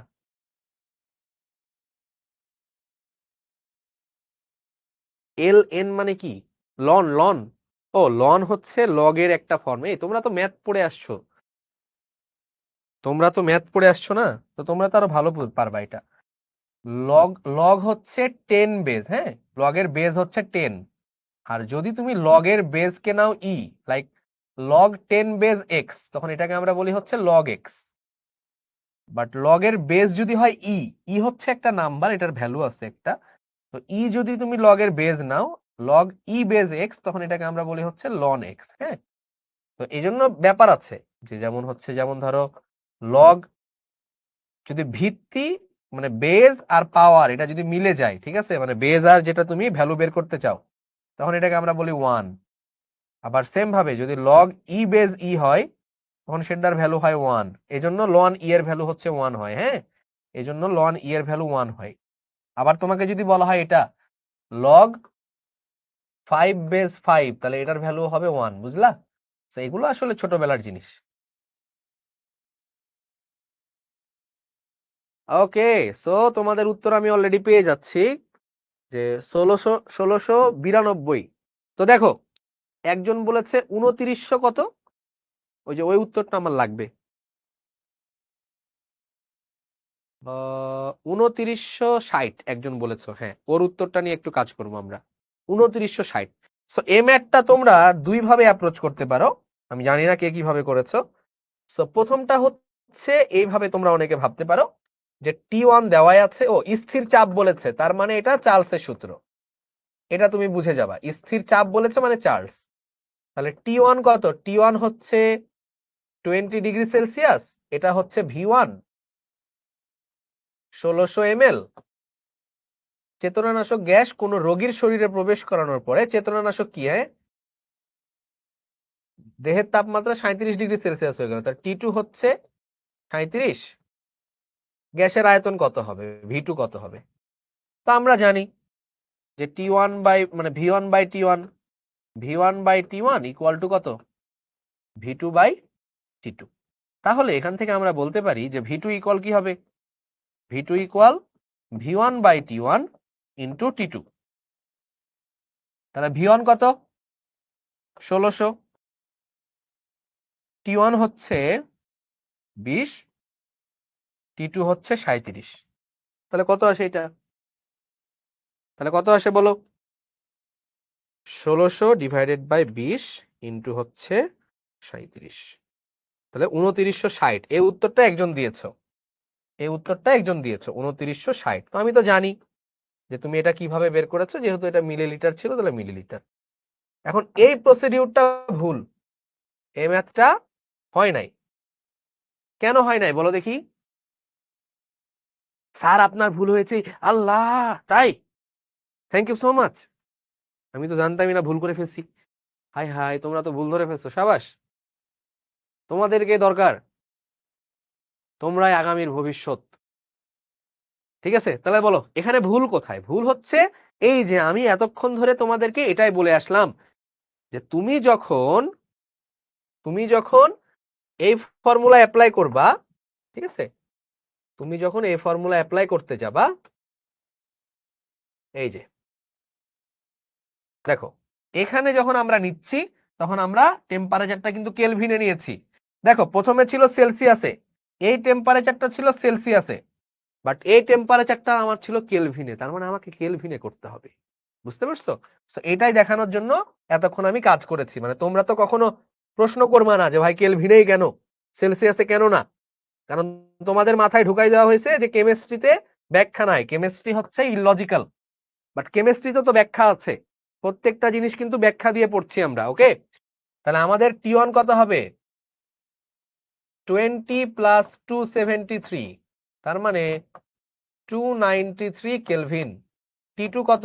T2 হচ্ছে 37 ডিগ্রি সেলসিয়াস, তাহলে 37 প্লাস 273, তাহলে কত হয়?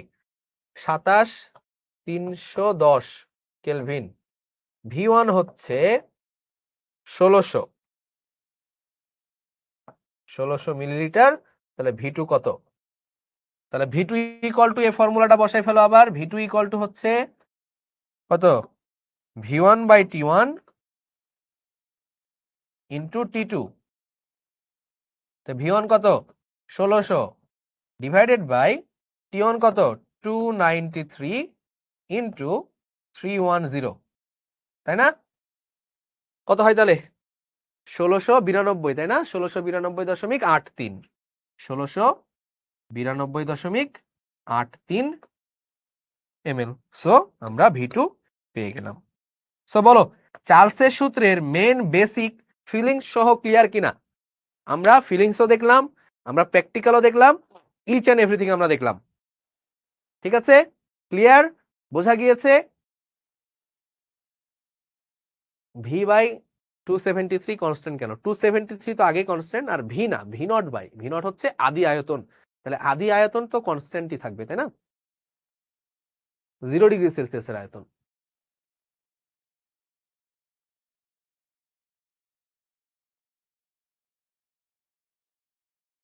সাবাস।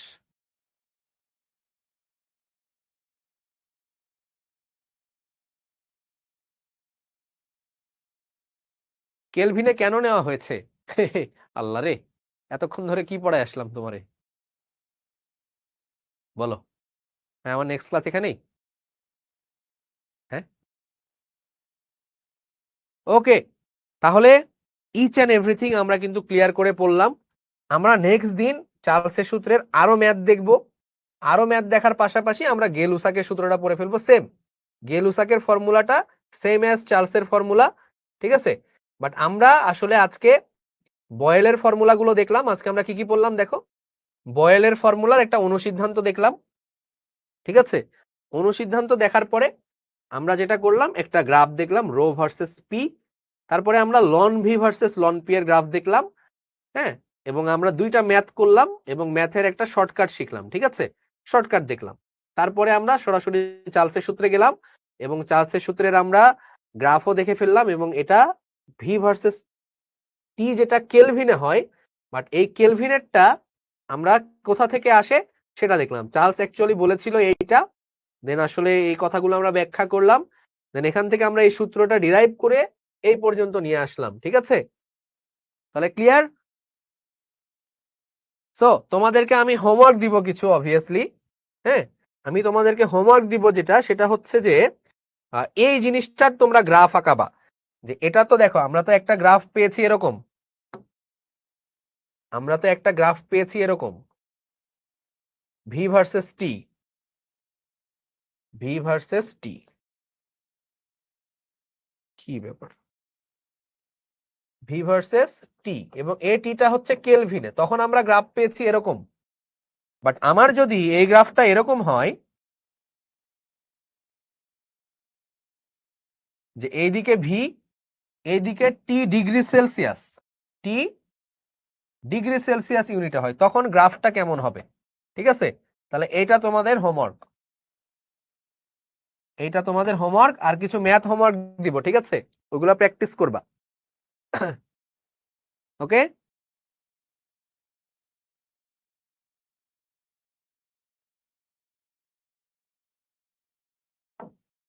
ওকে, তাহলে এটা একটা হোমওয়ার্ক গেল।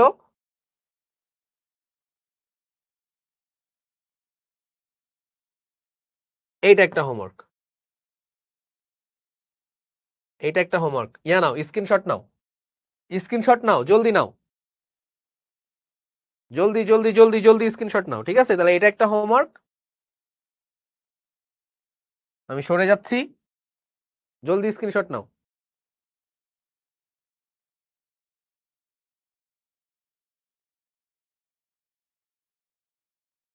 রোগীর তাপমাত্রা অন্য কারণেও তো বাড়তে পারে, বাড়লো, তাপমাত্রা বাড়লে গ্যাসের আয়তন বাড়বে। এখন কোন কারণে রোগীর তাপমাত্রা বাড়ছে, দ্যাট ডাজন্ট ম্যাটার। ঠিক আছে, এটা একটা হোমওয়ার্ক নাও, এটা গুরুত্বপূর্ণ ম্যাথ, এটা করাবো। এটা বয়েলের সূত্রে এরকম একটা ম্যাথ ছিল, যেটা আমি করাই নাই। হ্যাঁ, সো এটাও একটা স্ক্রিনশট নিয়ে নাও, ম্যাথটা ইম্পর্টেন্ট।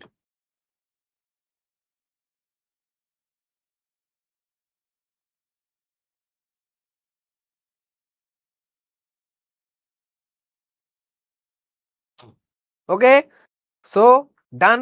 এবং অবশ্যই অবশ্যই তোমরা আজকে যে জিনিসটা শিখলা ভাই, এটা সবাইরে দেখাইতে হবে, ঠিক আছে? এবং সবাই সুন্দর মতো এক্সপেরিমেন্টার স্ক্রিনশট নিয়ে অবশ্যই শিখবো জিতবোতে জানাই দিবা যে বয়েলের সূত্র যেমন তোমরা শিখেছিলা, চার্লসের সূত্রটাও যে তোমরা শিখলা এক্সপেরিমেন্টালি, সেটা তোমরা জানাই দিবা। ঠিক আছে, তাহলে জিনভূত গুলা খুশি হয়ে যাবে, তাছাড়া কিন্তু সমস্যা আছে। ওকে, ঠিক আছে, সবাই ভালো থাকো, সুস্থ থাকো এবং প্র্যাকটিস করতে থাকো। সেটা ফিজিক্স হোক, ম্যাথ হোক, বায়োলজি হোক, কেমিস্ট্রি হোক, ইচ অ্যান্ড এভরিথিং প্র্যাকটিস করতে থাকো। সবাই ভালো থাকো, সুস্থ থাকো। আসসালামু আলাইকুম।